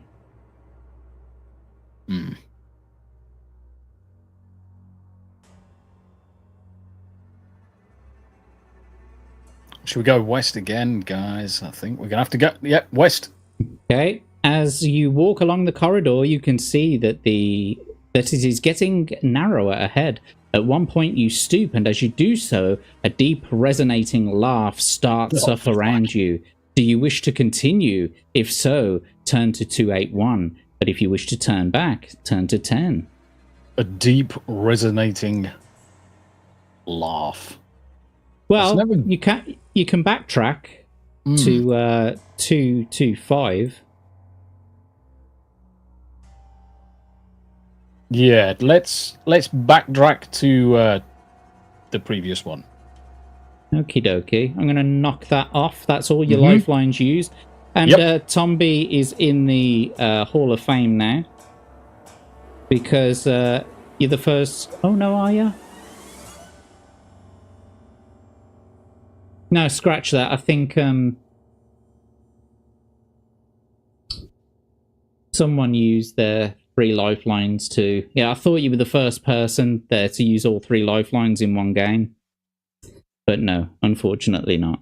Anyway, we've deducted that one last lifeline now, which means that I don't have to keep track anymore. Lovely. And we'll go back to 225.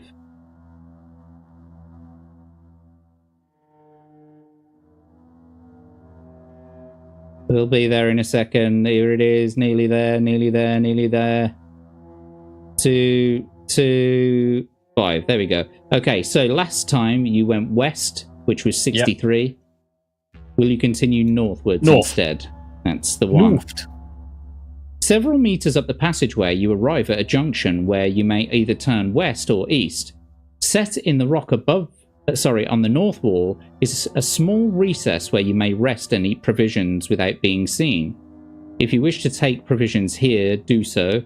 Afterwards, you may set off either eastwards or westwards. Now, don't worry about the provisions thing, because I've been letting you eat provisions wherever you want to eat anyway, but this book specifically gives you places where you can eat provisions. I don't like that mechanic. So anyway, eastwards or westwards? West. Okie dokie. Fuck it, I love my west. You walk westwards along the passageway. After 50 meters or so, the way turns northwards.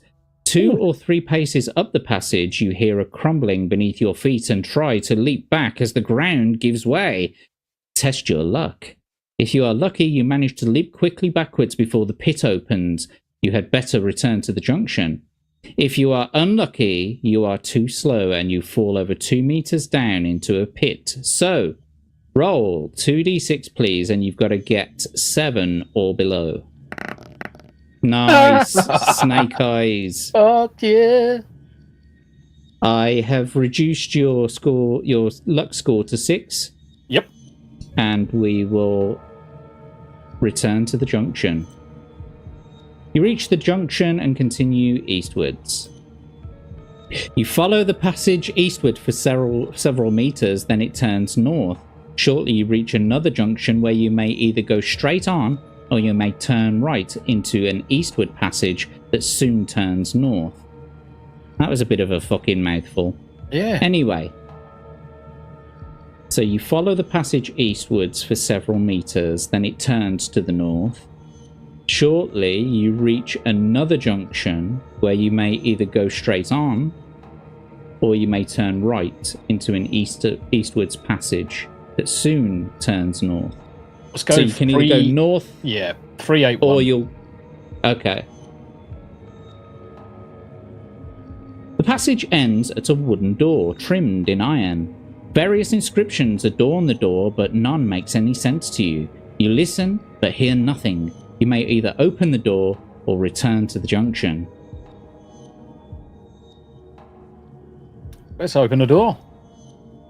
84. Here we go. Who's this? Who's this dude? The door opens into a small room, comfortably furnished with a table, several chairs, and a large bookcase which covers one wall.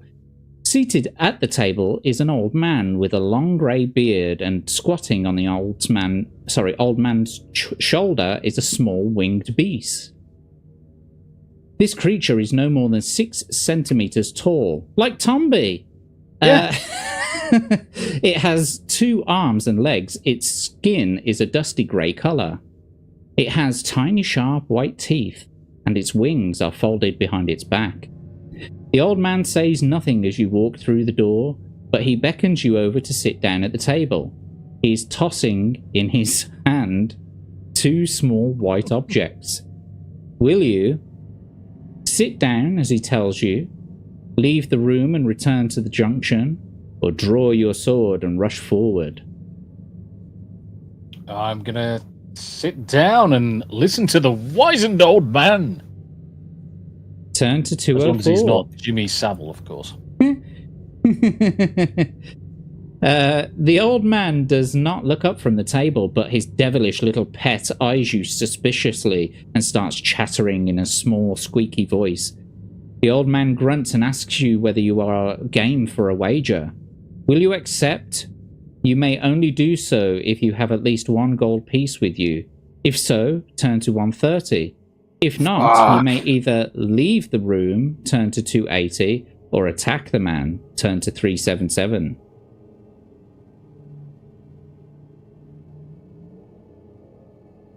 Will you accept his wager? Yeah, see, the thing is, we've got the gold for the ferryman. If we lose it, then we've got to find more. There may be other options across the river. Yeah, this is also true. The old man grunts and asks whether you are gay. Yeah, fuck it. Let's do it. Okie dokie, you've got a 1 gold piece. Yep. So let's do it. turn to 130. The old man asks you your stake. You may bet between 1 and 20 gold pieces, but not more than you possess. He tosses the white dice he has been playing with to you and asks you to roll. Roll 2 dice, once for yourself and once for the old man. If your total is higher, you win the amount of your stake from the old man. If his total is higher, you lose your stake. You may continue this for as long as you have gold pieces, and then leave through the door and return to the junction. Add 2 points to your skill, stamina, and luck scores if you win. So anytime you win, you can add 2 to any of your skill, stamina, or luck. Okay? Mm-hmm. And you get a gold piece, I guess. Yep. Cool. So 2d6 for them. Sorry, once for yourself. Once for me, once for them. Yeah, once for yourself, once for them. So yours first. Whew, comes out strong. 2d6.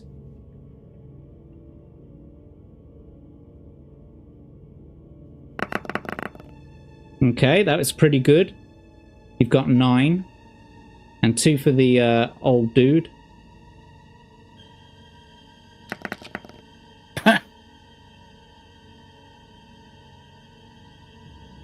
Shit. Fucking lucky. It looks like I've lost me money. Yeah. Damn it. I do apologise, mate. That's all good.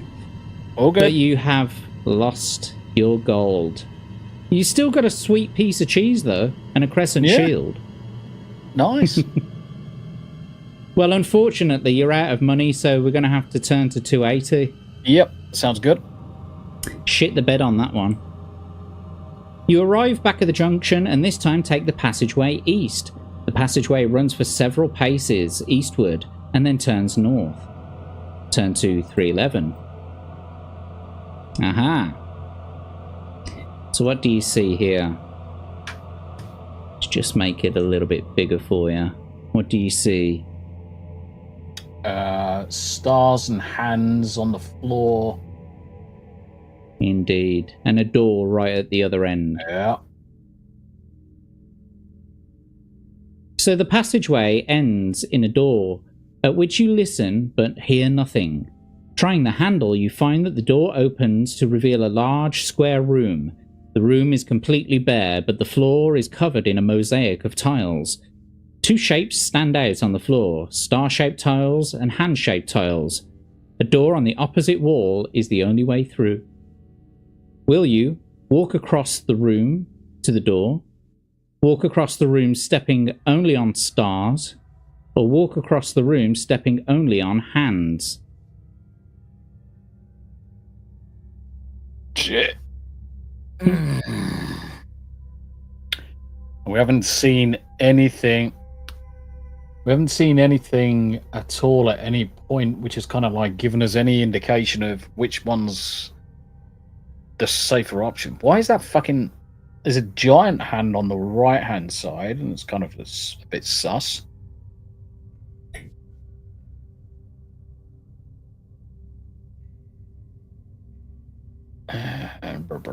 You mean that one there? Yeah, I think it's just the way it's drawn. I just think it's Maybe. the way it's drawn.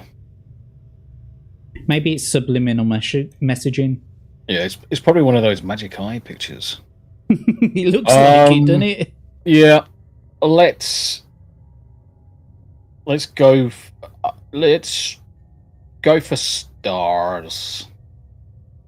Walk across for the room stars. stepping only Yeah. on stars. Yeah, let's go for stars. You tiptoe precariously across the room to the door in the north wall. You open the door and proceed through it. Oh, Well done, mate. That was the right decision. what? That was more luck As than judgment. simple as that. That was more luck than judgment. The passageway ahead runs northwards, and you follow this until you reach another junction. Here you may continue northwards, or you may turn westwards. Let's go. Oh, it's got to be west. It's a That's good number fucking too. Trap. That's a fucking trap if ever I fucking saw one. 69. Turn to 69. Some way along the passage, the corridor bends round to the north, and you follow it until you reach another junction. At this junction, you see an arrow cut into the rock, pointing to the north. You decide to try this direction. Yep. The passage runs northward, and ahead you can hear the splashings of an underground river. The air becomes cool and fresh. You soon reach a wide opening of a riverbank, but despair as you look across to see no way through on the other side. To the east of the river flows through a cave in the rock. You may either sit, rest, and eat provisions, or continue by what seems to be the only way forward, jumping into the river and swimming downstream. I'm not fucking swimming in anything, so let's have a rest. Let's have a rest and eat some provisions. I Okay, ain't okay. fucking swimming in fucking dodgy water. What the shit? Yeah. Man. You squat on the sandy bank. As you prepare your meal, you notice a movement in the sand a couple of meters to your left. The movement quite turbulent, and you spring to your feet, the sword at the ready. Suddenly, a large tubular head breaks through the surface and twists around in the air and picks up your scent. The smooth, segmented body of a giant sandworm rears up and sways over in your direction. As it does so, a large orifice with short, spiky teeth opens in what must be its head. You must do battle with this creature. However, you can escape after 3 attack rounds, and you may dive into the river and swim downstream. But you have lost the provisions that you started to eat if you do that. Okay, so on with the battle. Or at Time least to attack Shy Halud. Let's do it. let's do this then. So it. your your Right. enemy has a skill of 7. Was it a stamina of 7 too? Yeah, stamina of stamina 7. Mate, he's a nasty bastard. Oh, good God, what have I done? There we go. Right. So, 2d6 for the enemy, please. 6 and 2 gives them 15. 2 for yourself, please. Oh shit. A 4 and a 1 gives you 12. They win that attack round and reduce your stamina to 11.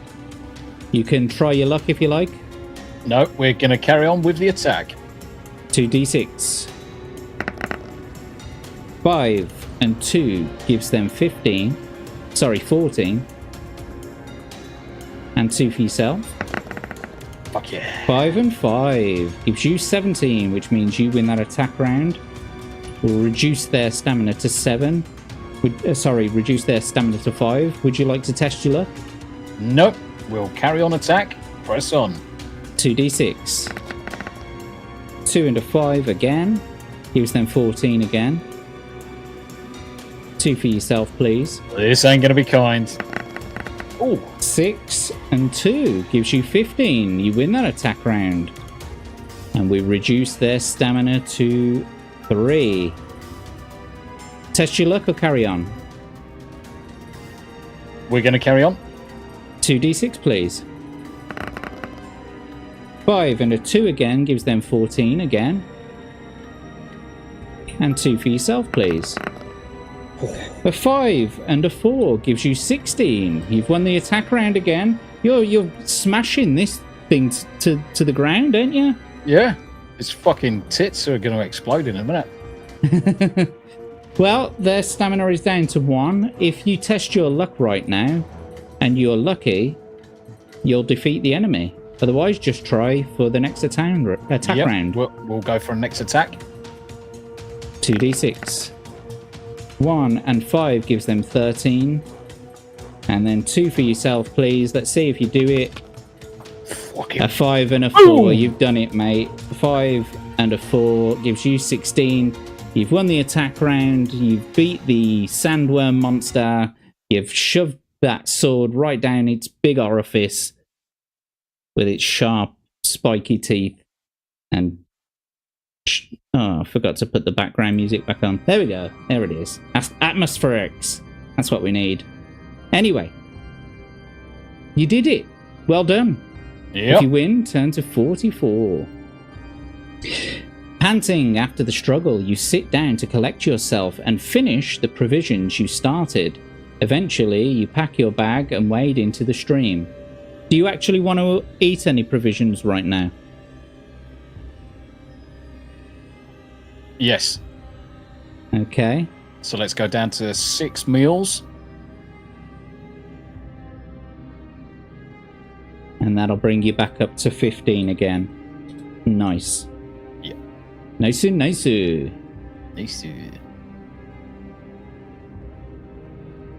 Well, there's only one way to go now, and that is to wade into the stream. The current is strong and takes you swiftly downstream. You are washed along through a narrow opening and into a large cavern with banks on both sides. The current washes you onto the south bank. And here we are. That's where you are. Right, so you are on the south bank of an underground river facing across its black depths. There appear to be 4 ways of crossing. To your left, a rusted bell bears the sign, Ferry Service, 2 gold pieces, please ring. There is a small raft in front of you on the bank with a long stick resting beside it. You could punt across the river. A rickety old bridge crosses on the right. If you don't trust any of these, you may swim. So which will you choose? Ring the bell, punt the raft, risk the bridge, or swim?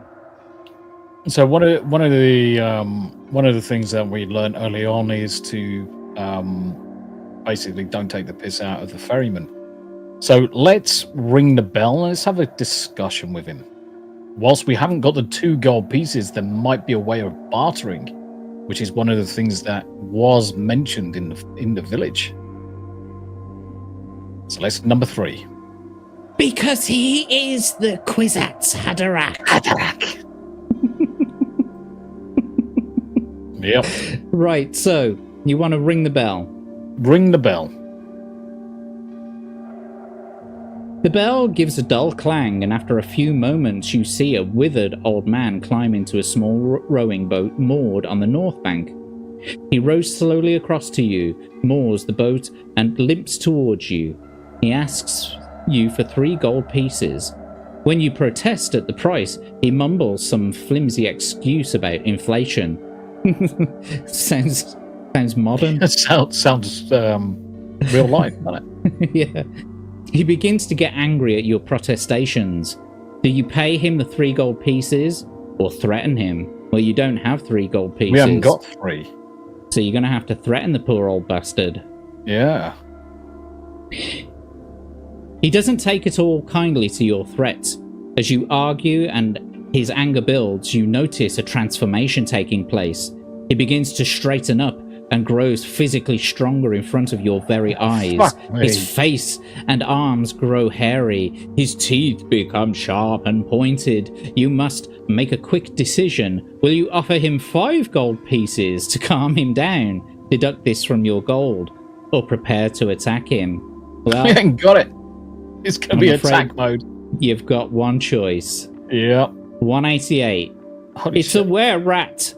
He now stands just under 2 meters tall. He advances towards you. His body is hairy. His teeth are pointed. His eyes flash. His fingernails are sharp claws. His nose become like a rat-like snout. He is a were-rat. Resolve your battle with him. Now, you may escape if you want to, and you've got to run over the rickety bridge. And you can do that now if you like, but you'll lose 2 stamina points if you decide to do that. Otherwise, you can give it a go. Let's have a fight. Let's do it then. Let's bring back that battle music. Let's bring up your sheet, your adventure sheet. He's got a skill of 8, which is higher than yours, and a stamina of 5. Skill of 8, stamina of 5. So, to start the attack round, 2d6 for the enemy, please. A 5 Oof. and a 4 gives Mate. him 17. Silly rat 2 for bastard. yourself. Yeah, you rat-faced git. A 4 and a 5 gives you 16, unfortunately. They win that attack round. Yep. So we'll have to reduce your stamina score down to 13. However, you can test your luck or carry on. Do I get to roll the shield? Oh, actually, of course you do, yes. Because I can roll 1d6, and if it's a 6... it's half the damage, isn't it? Yeah. Fuck yes! Oh! Boom! Fuck you, were-rat. Well done, mate. 2d6 for the enemy, please. That was pretty good. Well done. Anyway, Lucky I 2 twos. remembered. Yeah, it is. Who's the games master? Gives them 12, and then a 5 and a 3 gives you 15. You win that attack round. We'll reduce their stamina down to 3. And you can test your luck if you like, or carry on. Carry on. 2d6, please. Carry on my wayward son. A 6 and a 1 gives them 15. And 2 for yourself. Oof. 3 and a 3 gives you 13. That means they win that attack round and will bring your score down to 12. But if you roll another 6... Nope. Not this time, I'm afraid. Denied. 2d6 for the enemy, please. A 2 and a 2. It seems to like the 2s at the moment. Does like the 2s. This is where Gives it's going to them give me 2 1s. Snake ass. That gives them 12. A 3 and a 2 gives you 11. Oh, hang on. No, gives you 12. And there you go. You've parried blows. So 2d6 for the enemy, please. Oof. 4 and a 4 gives them 16. And 2 for yourself. A 3 and a 4 gives you 14. Unfortunately, Yeah. they have won that attack round. So we'll bring your stamina down to 10. But roll 1d6, please. Oh, You boom! did it! Fuck yes! It was a good pickup, weren't it, that Mate. shield? It's saving my bacon. 2d6 for the enemy, please. That's a good roll there. Gives them 11. Nice. Yes. That's what it's all about. Gives you 16 against 11. That means you win that attack round. And their stamina is now 1. If you want to test your luck, you can do. Let's finish them off. Is that a next attack round then? Next attack. Fuck. 6 and 4 gives them 18. Oh, either way, that was a bad roll for either one of those options. And my roll. Then 2 for yourself. Oh, mate. Skin. You did it, mate. Oh, no. You've parried. Oh, parried. Yeah. I genuinely thought that you'd got it then. So, 2d6 for the enemy. 5 and a 1 gives them 14. And then 2 for yourself, a 5 and a 3. Where's my mouse gone? Christ. 5 and a 3 gives you 15. That means you've won the attack round. You've won the battle against the ferryman. Yes. The were-rat. Nice job, mate. Well done. You did it. I think the batteries are running out in my mouse because it's been really, jittery. Anyway, you did it. Congratulations. Yeah. Victory cookies. Victory. Cookies of victory. Do you want to eat another provision whilst you're not in battle? Yes. 5 meals. We're down to 5 meals. Yes, indeedly doodly. And we'll bring you back up to 15 stamina. Okay.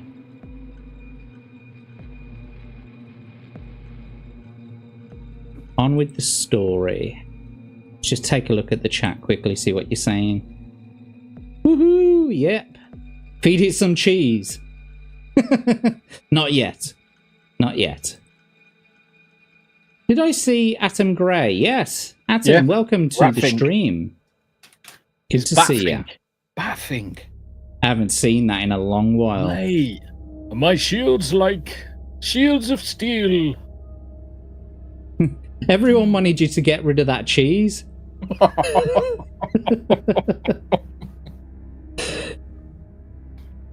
Anyway, well done, mate.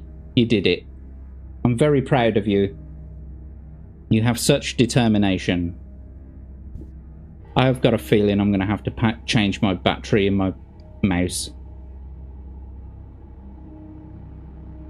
So I can't make it move at all. Yeah, it's running out. Give me a second, mate. Yeah, it's all good. I'll take a quick bio break.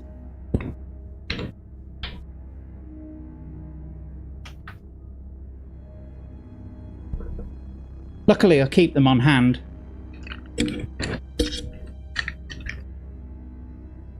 For just such an emergency.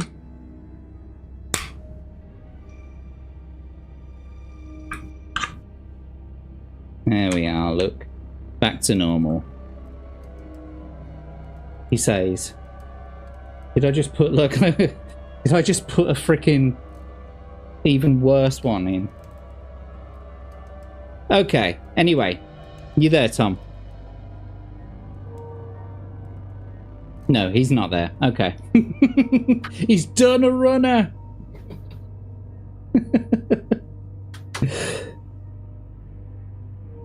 No, you took, no, I always you took your headset off. Just as I said, I'm going for a piss. I did not hear you say that. Yes, Steve, I keep rechargeable batteries all the time. It's the only way forward. This episode of Read and Roll is brought to you by Gay Dick Touch Spring Water. Fuck this shit, I'm out. Yeah. Anyway. So, you won. Well done. On with the story. The were-rat slumps to the ground. You search his body and find 2 gold pieces. His fare from the last crossing. You curse him for trying to overcharge you.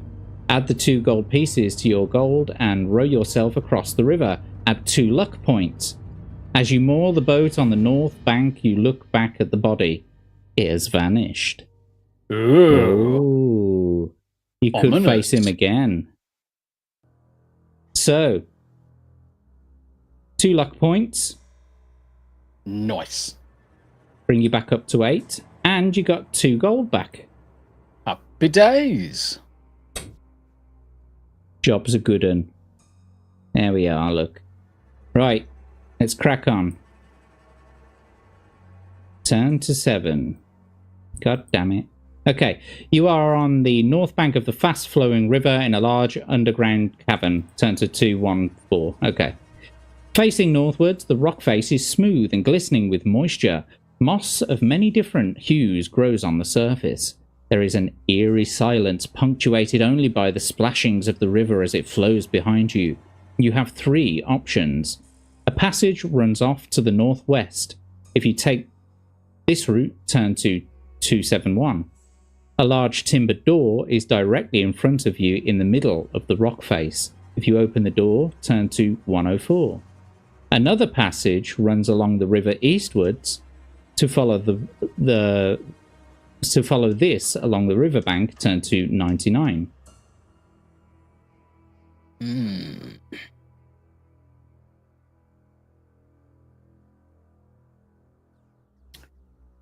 Northwest, if you take this route, large timber door. Another passage runs down the river eastwards. Let's go to northwest. So not through the large timber door in front of you. You want to take the northwest passage, yeah? Yeah. Okay. The short passage begins to narrow and ends a few meters ahead at a doorway. If you wish to go through the door, turn to 336. If you decide against this direction and go back to the river, turn to 214. 336. Okay. Oh, yeah. You are in a small, foul-smelling room. That's supposed to say smelling, not smelting. Naughty boy. There we go. You notice 2 doors, one to the west and one behind you to the south. The furniture in the room is sparse and has been made mostly of bits of old boats. There appears to be nothing of value in this room but a bunch of keys hanging on the wall. An old man is ragged clothes, is slumped asleep on a bench made from half a rowing boat, snoring loudly. Next to him is a vicious-looking brown dog with red eyes and black teeth, who you have awakened and who is now eyeing you suspiciously. A deep growl is coming from its throat. You may tiptoe to an exit through the south door, bang on the door behind you and cough a few ahams to wake up the old man. I'm going to actually bring that back a bit. Because live editing, folks. We're doing it live. That's just fucked things up, that has. Anyway. A few ahams to wake up the old man. Or leap across the room with a drawn sword. Sort that out. It's split over 2 pages. Well, for me, I think I'm going to bang on the door. 172. Okay, the old man's eyes flutter open. He sees you and grabs for half an oar lying by his bench. You tell him that you mean him no harm, but he remains on guard and eyes you cautiously. Although he looks harmless enough, his dog could be dangerous. The man's boots are undone. Will you rush the dog with your weapon drawn, ask the man questions regarding your quest, or tell him his boots are undone? Your shoelace is untied. Why are you gay? 141. Ask the man questions regarding your quest. When the old man learns of your quest for treasure, he becomes angry and bids you begone. He'll have nothing to do with fortune hunters. His dog senses his anger and snarls menacingly. You may Either smile and thank him and exit through the south door, or you may stay to try to pacify him. 1-1-1. Pacify. He will not be pacified. As you shift uneasily around the room, he shouts a word at the dog. The dog springs as you move. Its hideous black teeth are coming straight for your throat. 2 meters from you, a blast of fire shoots from its mouth right at your face. You duck just in time, but now you must fight the beast. So, your dog enemy has a skill of 7 and a stamina of 6. However, in addition to its normal attack, you have to throw 1 die every attack round for its fiery breath. On a roll of 1 or 2, it scorches you for 1 point of extra damage. But on a roll of 3 to 6, you avoid the blast. Yep. You may also use your luck against the fire. The only escape option is through the south door. The old man watches the fight but does not move unless you kill his dog. If you kill the dog, you may escape through the south door, turn to 66. But you will not have time to take anything with you. If you wish to stay, turn to 304. So if you kill the dog and you want to stay, turn to 304, okay? Yeah. And Cool. once you've killed the dog, I think it says add 1 luck point anyway. So, I don't like killing dogs, even if they're fire-breathing dogs. this dog will tear your fucking throat out, mate. Yeah. He sent a friendly dog. He sent the littlest hobo. It's got a skill of 7 and a stamina of 6. So, Cool. don't forget you've also got your shield roll as well. So, roll 2d6 for the enemy, please. Fuck me. Oh, fucking hell, mate. Shit the bed. 5 and a 6 gives them 18. 2 for yourself. Shizer. A 3 and a 2 gives you 12, which means they've won that attack round. Yep. And we've got to reduce your stamina to 13. But we'll roll 1 die for your shield first. Remains at And now we will roll 1 die for their breath. So 3 to 6, and it doesn't do anything. Fuck me. Unlucky. So we'll reduce your stamina to 12. Would you like to test your luck? Would I? Fuck. Okay. 2d6 for the enemy, please. It's like, no. Shit. 6 and a 3 gives them 16. And 2 for yourself, please. It could be all over Nice. now. Ooh. You win that attack round with 18 against 16. We'll reduce their stamina down to 4. Do you want to test your luck or carry on? Nope. Carry on. Oh, hang on. Oh, 1 for the... Yeah, roll 1 for the breath. Just ignore this one then, because I'd click the double. So wait for it to fade, and then we'll do 1 for the dog breath. Either one of those would have counted anyway. That will count. There we go. Happy days. Okay, so 2d6 for the enemy, please. 2 for the enemy. Holy shit. Alright, calm down, Oh, dog. fucking lucky. Holy fuck, it's like I've got fucking sausage around my neck. Holy shit. Oh, bloody Hey, come hell. and fucking eat me sausages. You couldn't have got worse, roll. Nope. So, roll 1 die to see if you parry some of this damage. No parry. Yeah, sorry about that. And roll 1 die for the Dog breath. And it hits me again. Do you want to test your luck? Nope. Okie We'll keep on dokie, pushing. 2d6. This could be the end of the run, guys. Could be the end of the run. 6 and a 3 gives them 16. And 2 for yourself, please. Oh, 2 mate. and a 4 gives you 13. Oh, it's not looking good for old Shield Tombi. roll. Yeah. Unlucky. And breath breath. roll. Lucky. You dodged. Yeah. 2d6 for the enemy, please. That's better. That's better. Gives them 11. And 2 for yourself, please. 5 and a 1 gives you 13. That means you win that attack round. We'll reduce their stamina to 2. Do you want to test your luck or carry on? Carry on. Okie dokie. 2d6, please. Yes. That's better. 1 and a 2 gives them 10. 2 for yourself. Nice. Ah, mate, spank the doggy. Yes. You've defeated the doggy, the poor little pupper. No. However, all is not over because, the bloody dodgy old man. well, at this point, you can escape through the south door, or you can stay. I don't know what happens if you stay.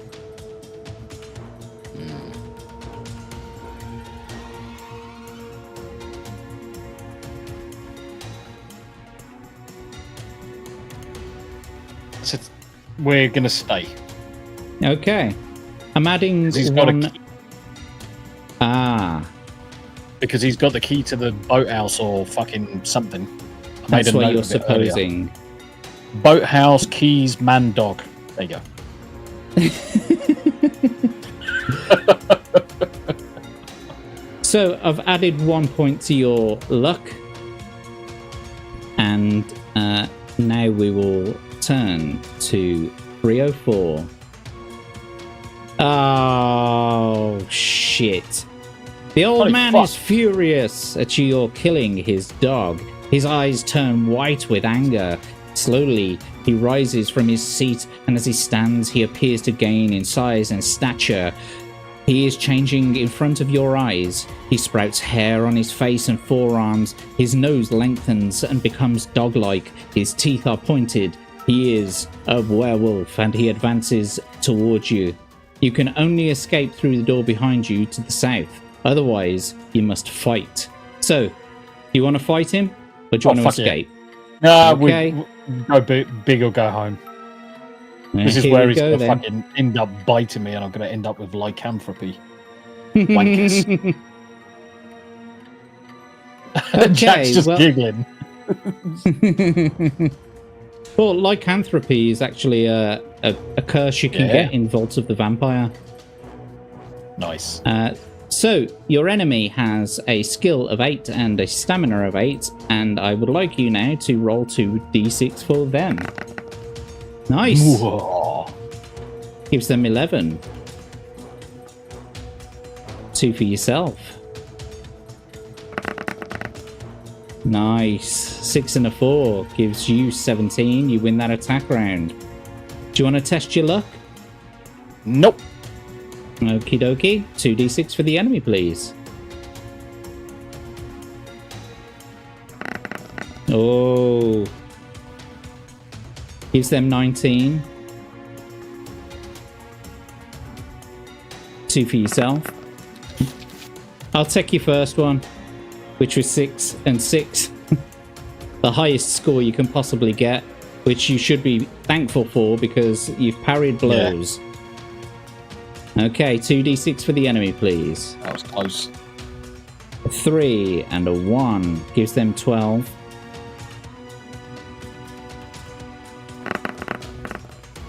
6 and a 1 gives you 14. You've won that attack round. We'll bring their stamina down to 4. Do you want to test your luck? Yes, I'll test my luck on this one. Okay, 9 or below on 2d6, please. Oh, for fuck my night. Unlucky, Bloody mate. arsehole. So we'll give them a point back Yep. and reduce your luck to Yeah, 8. 2d6 for the enemy, please. 3 and a 5 gives them 16. And 2 for yourself. 5 and 5 gives you 17. You win that attack round with 17 against 16. Will reduce their stamina to 3. Do you want to test your luck or carry on? We carry on. 2d6 for the enemy, please. A 4 and a 4 gives them 16 again. And 2 for yourself. Oh, fuck my arse. Oh, a 1 and a 2 gives you 10. And then we got a shield roll. That's right. Come on, 6. Yes! Fucking hell. Okay, 2d6 for the enemy, please. Unless you want to test your luck. No, we're pressing on. 3 and a 3 gives them 14. Come on, dice, be kind. Yes. Nice. A 6 and a 4 gives you 17. You win that attack round. They now have a stamina of 1. If you're successful on a luck roll, you'll defeat them. We're going to press our luck. You're going to try your luck?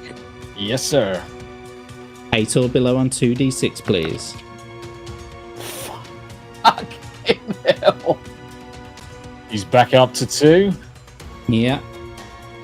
And your luck score is down to 7. Yep. 2d6 for the enemy, please.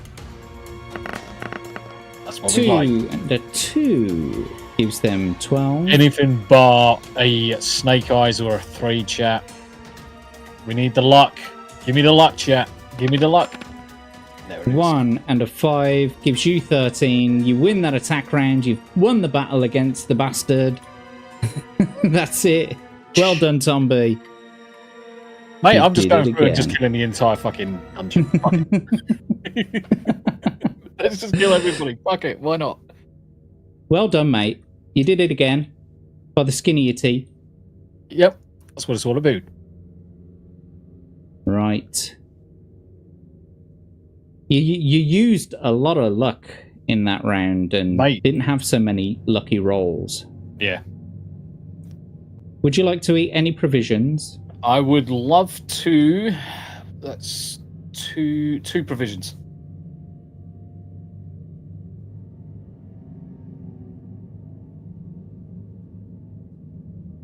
That takes us down to Yeah, sorry, 3 that'll meals. take you down to 3. Yeah. And Puts us to 14. 14. Okay.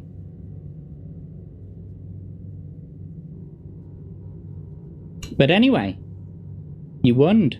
Huzzah. Add 1 luck point for defeating the werewolf. You may rest and eat provisions if you wish, which you've already done. As you look around the room, there appears to be little of use, although a bunch of keys looks interesting, particularly one marked Boathouse, none unnumbered. You may take the keys if you wish. The doors to the west and there are doors to the west and the south.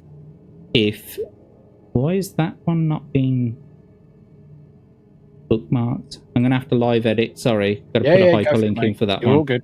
You're all good.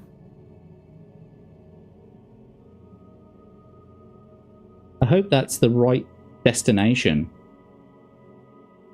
Anyway, so I'll just add 1 luck point to your score, bringing it up to 8. Do you want to take the keys to the boathouse? Yep, we do. Okay, BH keys. I've added to your inventory. Nice. Okay, so do you want to take the west door or do you want to go south? West door. You open the door to find the werewolf's larder, a miscellaneous collection of bones and decaying meats. The smell is nauseating, although a jar of pickled eggs seems to offer fairly palatable food. If you wish to take these, there will be enough for 2 meals. Add 2 points on your provisions. Yes. Back in the room, you may now go through the door to the south. So, I'll just add those on, so now you've got your 2 provisions back. Yep. Back up to 5 again. And we'll go through the south door. The door opens and you find yourself in the passage leading back to the riverbank. You return to the river and you now may either go for the door in the middle of the rock face or go down the passage running eastwards along the riverbank. Let's check the door. You find yourself in a short, narrow passageway with a door ahead to the north. You try this door. The door squeaks open on rusty hinges. The room is dark and your eyes begin to adjust themselves as you close the door behind you. You hear a shuffling in the room, but before you can react, a blow to your head knocks you senseless. Lose 2 stamina points and turn to 1, 2, 2. So I'm reducing your stamina from 14 to 12. 14 to 12. And we'll turn to 1, 2, 2. What the fuck? Oh dear. What is this? You wake with a throbbing head and look around. The room is about 8 meters square with the doors in the north and south. You have been dumped in the southwest corner. Standing motionless in the center of the room are 4 men. At least they appear to be men. Their skin is a greeny grey color. Their clothes are tattered and torn, and they are all staring vacantly at the ceiling. One carries a club, one a scythe, one an axe, and one a pick. They are ignoring you completely.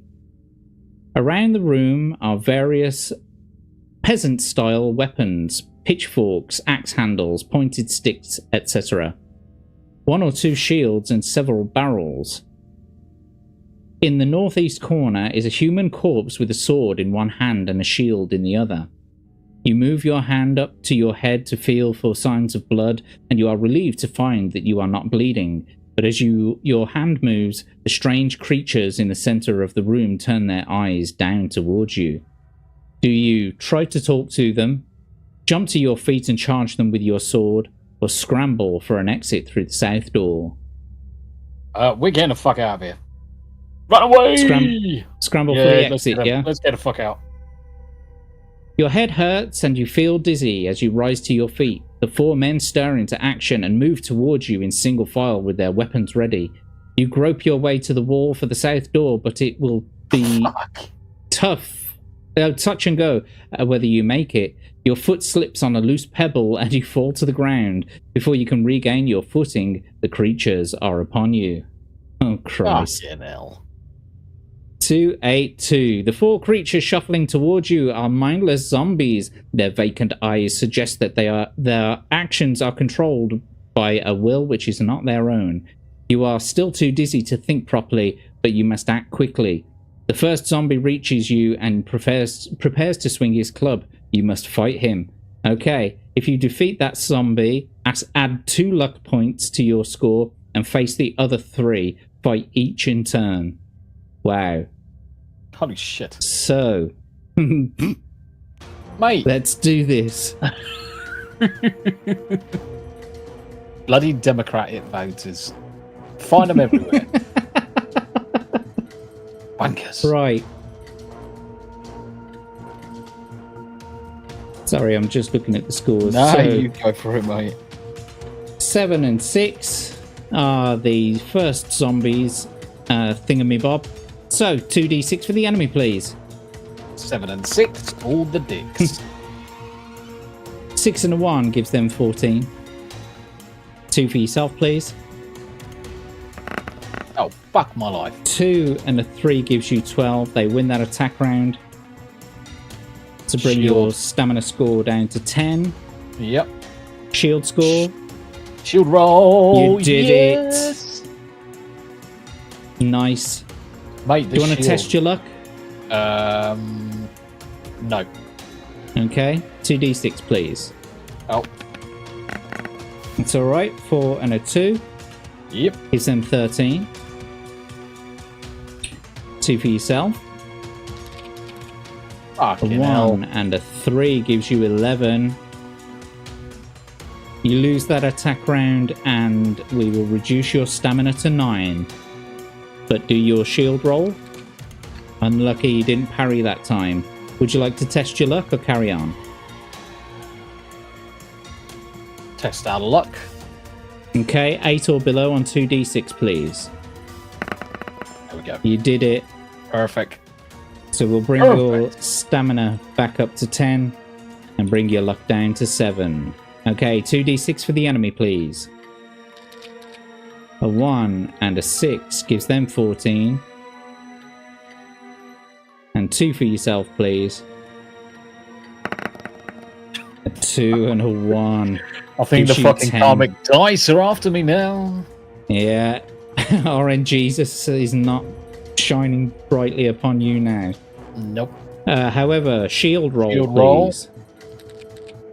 Unlucky. Fuck. Do you want to test your luck or carry on? Carry on. Okay, 2d6 for the enemy, please. A 5 and a 2 gives them 14. 2 for yourself. A 5 and a 3 gives you 15. That means you win that attack round. Phew. And we'll reduce their stamina to 4. Would you like to test your luck again? Or carry on? Nope. Carry on. 2d6, please. 4 and a 1 gives them 12. 2 for yourself, please. 4 and a 5 gives you 16. You win that attack round. And we'll reduce their stamina to 2. Would you like to test your luck or carry on? Carry on. Let's see if we can Okay. finish him off. 2d6 for the enemy, please. Emily. Yes. For the enemy. That gives them 14. And 2 for yourself. Boom. Nice. 5 and a 4 gives you 16. That means you've won that attack round. You've defeated that enemy. Now. Yes, indeed. This is where the fun begins. This is where the fun begins because... Isn't all three of them attacking at the same time? Yeah, but the other thing as well is I don't have 3 spaces for the enemies. I noticed. The first 2 dudes have a skill and stamina of 6, and the third one has a stamina of 5. I might just put it off screen.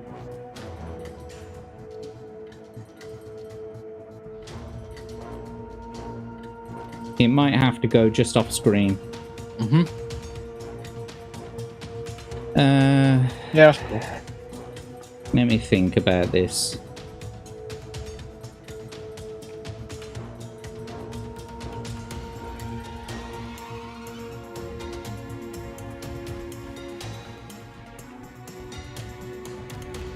Sorry about this. Or the only thing to do is add the 3 enemies' stamina and skills together and divide by 2. Because it'll be the same total number of skill points and stamina points.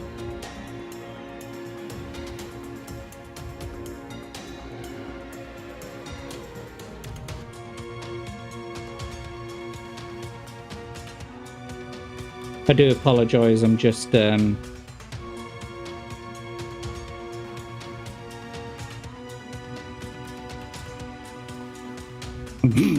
just trying to edit this freaking thing. That's theirs.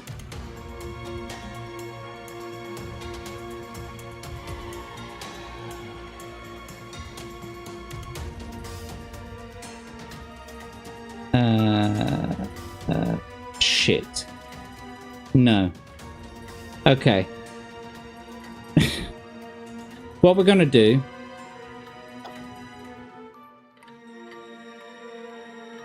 I think we're gonna have to do it manually. Anyway, right, so... The first dude, or the first and second dude, got 6 apiece. Yep. Right, and the last one has got 6 and 5. Right, so you've got to choose which monster you'll fight first. So monster 1, 2, or 3. Monster 1. Monster Okay. This Make attack it nice is and visible easy. on screen. Make it easy. Okay, 2d6 for the enemy, please. Wow, chicka wow wow. Oh yeah. Nice. So that gives them 9 and 2d6 for yourself, please. 5 and a 4. Nice. Gives you 16. You've won that attack round. We'll reduce their stamina to 4. And so now you've got to roll to try and parry the damage from the other two guys. So 2d6 for the next enemy, please. 2 and a 6. Gives them 14 and 2 for yourself, please. Oof. 3 and a 3 gives you 13. You didn't parry that blow. But you do have a shield roll. Shield roll. So nice. Fuck yeah, stays in the game. So now we've got to do it for the second enemy. If you will roll 2d6 for the enemy, please. Oh, fuck life. 5 and a 5 gives them 16. No, yeah. 5 and a 5 gives them 16. And 2 for you. Oh, mate. I think I'm fucked here, guys. I think it's the end of the road. Shield roll. Unlucky. Now, choose the enemy you wish to attack. Same mini again. 2d6. 3 and a 2 gives them 11. And 2 for yourself. Fuck. 2 and a 1 gives you 10. Oh, it's definitely. This is all about fucking Tommy right in the butt now. Holy shit. You've got a stamina of 3, but you can do your shield roll. Shield roll. I'm afraid not this time. So, Roll roll 2d6. It could be. It could be on roll these 2 rolls. For the enemy, please. 6 and a 1 gives them 13. 2 for yourself. 3 and a 2 gives you 12. Yep. Which means you're down to 1, but with your shield roll. Yes! Fucking Jesus. You can also test your luck. I mean, the risk of testing your luck at this point would be bringing you back down to 1, or raising you up to 3. But if they win the next round, you're dead. Yeah. But if you was to test your luck right now, you couldn't lose theoretically. Yeah, it's almost like I'm in a position where if I don't roll for luck, it's a missed opportunity. You may not go another round. Yeah. So we're gonna have to roll for the luck, guys. 7 or below on 2d6 then, please. You did it. By the skin of his teeth. So you're back up to 3, but now you have to roll for the parry roll. Parry on the other dude. So 2d6. Oh, gives them 14. Right. This better be good. Be kind, dice. Be kind. That's better. It's good enough. Gives you 16 against 14, which means you've parried the blow. Now, choose your next monster. Still the same dude? Same guy. We'll focus him down.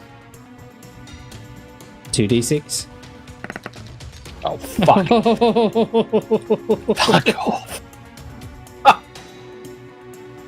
16 for them. No. Sugar. It is. Oh, the sorry. adventure 2 and 1, is isn't it? Nearly over. Coming Nearly over, mate. So you're back down to 1 again. Yep. Roll for your shield roll. Oh, so close. But So for the parry rolls, 2d6, please. Oh, 4 and 5 was the first two. Gives them 15. 2 for yourself. Yep, I don't think you... that's it. Yeah, that's it. That is it. Tombi, no. What happened? Oh, shite. No, The Warlock Mountain claims. Another victim. Oh, I'm so dead. Oh no. Oh, mate. You were going so well. Mate, it's just that one room. 4 zombies just take it out of you. It certainly It was a good does. run, though. It was a good run. You did excellent, mate. Mate, you did this very game's well. fucking amazing. I fucking love it. This shit's fucking... Everyone who's brilliant. come on has said exactly that. It's fucking brilliant. Absolutely I'm fantastic. glad you've enjoyed yourself. Mate, I wonder if I'm the fucking chat happy. has in. You want to come back then? Oh, fuck yeah. Cool. We'll do a different adventure. But, yeah, mate. Oh. Yeah, you've got a You get lot really of fucking... You get really stuck sympathy into in it. the chat. Yeah. Yeah, you, once you get into it, mate, and you start rolling through the battles and that sort of thing, I'm getting the tab is using extra resources to improve your performance. Let Chrome make it inactive. Correct. What, fix now? Yeah. So if I click fix now. Yeah, just let Chrome, because that's its performance engine. If you don't turn it on, it's just going to keep on claiming memory for stuff that you're not using. Everyone should have that on. It was a hell of a bumpy ride, Steve. Yes, rip. Do you know one of the things that you obviously it absolutely fantastic. I fucking love it. But one thing you could do in many months is super chat for resurrection spells. Wow, that's not a bad idea. I mean, I do have my pinned chat in the live chat on YouTube. There, it's the arms for the poor. So I guess we could use the tipping page on Stream Elements as something like that even now. Yeah, but not right almost. This second. No, not right this second. Something for much later, but it gives you kind of like an idea of how a little bit more the interaction can drive with the chat, where the chat can actively both help and hinder. I mean, this is the other thing. You've got both ways to go, but fuck me, this is fucking amazing. Honestly, chef's fucking kiss. If you haven't been onto this, fucking you need to get on, guys. It's fucking nail biting. How would that journey have gone had you hadn't died? Well, I know how it would have ended, probably with the stream end bell, because you would have had to come back. I think it was going on a bit. However, yeah, I've enjoyed this. Oh, hello, Bendover. Good to see you, mate. Ben. I've enjoyed this round. Mate, I love it. I love it. Fantastic. Thank you very much indeed, sir, for having me on. It's been an absolute pleasure. Chat, you've been amazing as well. Yanni, your fucking suggestion was shit, but I love you anyway.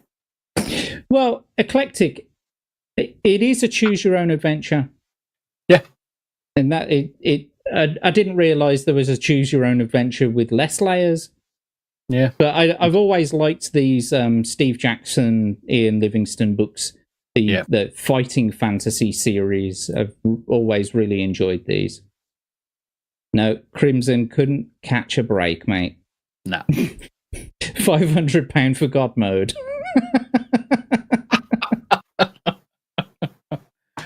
But absolutely fantastic. What an episode. What an adventure we had. Jack. It was. Absolute fucking pleasure, mate. Well done. Well, I'm going to say goodbye to you shortly and put you in the back of the studio and then say goodbye to the chat. But before I do send you away, I would like to say thank you very much for coming on the show, and I would like you to please shill all of your wares.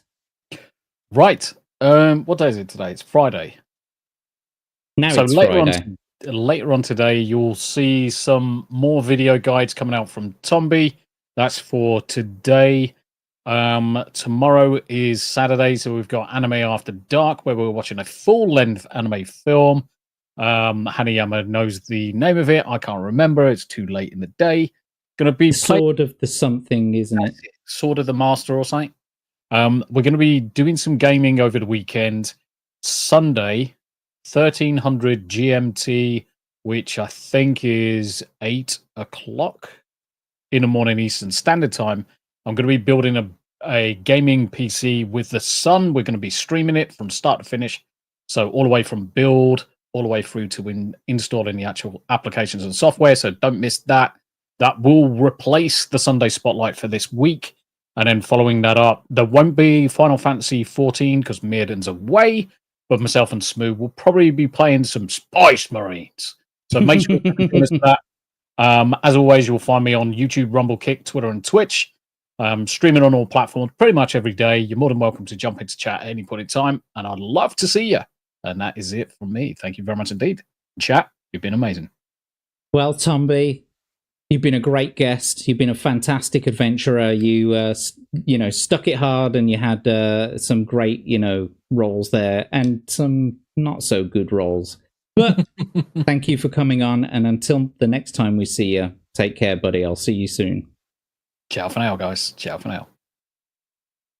And as for me, I am Jack Tarlad. You can find me on Twitter at Jack Tarlad and all of my socials. Now, there is something that I would like to share with you guys quickly before I do go. I have a new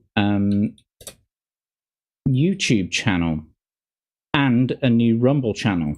I'm just trying to get the links for that quickly. I set up a specific read and roll channel on Rumble and YouTube. Sorry, I had something playing in my ears then for a second. So here's the link for the Rumble channel. Just putting it in the chat now. So there's the new Rumble channel. Yes, Rick, Jack does OnlyFans, but that's a completely different thing. So there's the Rumble channel. If you'd all like to go over there, please, and follow there. All of the previous episodes that have happened, they've all been uploaded to that channel. And the YouTube one, where is that? Come here, you bastard. The new YouTube channel. Wait a minute. It had 14 subscribers earlier, and now it's gone down to 9. What the heck? Bastard. Anyway. Here's the other one. The YouTube one. So go to those links. They're in the chat there. What am I doing? Actually, who have we got next? Oh, yes, next week. We've got Yarnwitch joining us. So she's going to be our guest or adventurer next week. So if you want to join us then, it'll be 10 p.m. British Standard Time as we are in the... British Summer Time as we are in the summer now. So come and join us again at 10 o'clock next week. Other than that, as I've said previously, I've put a hiatus on the Tuesday game streams, so I'm not doing those at the moment, but you will be able to catch me on Wednesday nights on the Hump Day Chinwag on Tombi's channel, along with the rest of the group. But other than that, thank you so much, everyone, for joining us. There are so many people in the chat to say goodbye to. We've had Atom Gray, Rick Cleary, Grizzled Entertainment, Abe, Daily Dysfunction, Natty McBatty, Steve, the Eclectic Goat, who else? Prophetic Apathetic, Dawn of Mutilation, Alucard, good to see ya. Who else? Yarnwitch, of course, Bend Over, Legatus, can't forget you, Crimson Shadow, Yeah, so many people. I'm sorry if I haven't said your name, but thank you all for joining us. You've been fantastic, and thank you for helping Tombi out with the, lifelines. Anyway, until next Thursday, thank you so much for joining us, and until next time, take care. Ta-ra.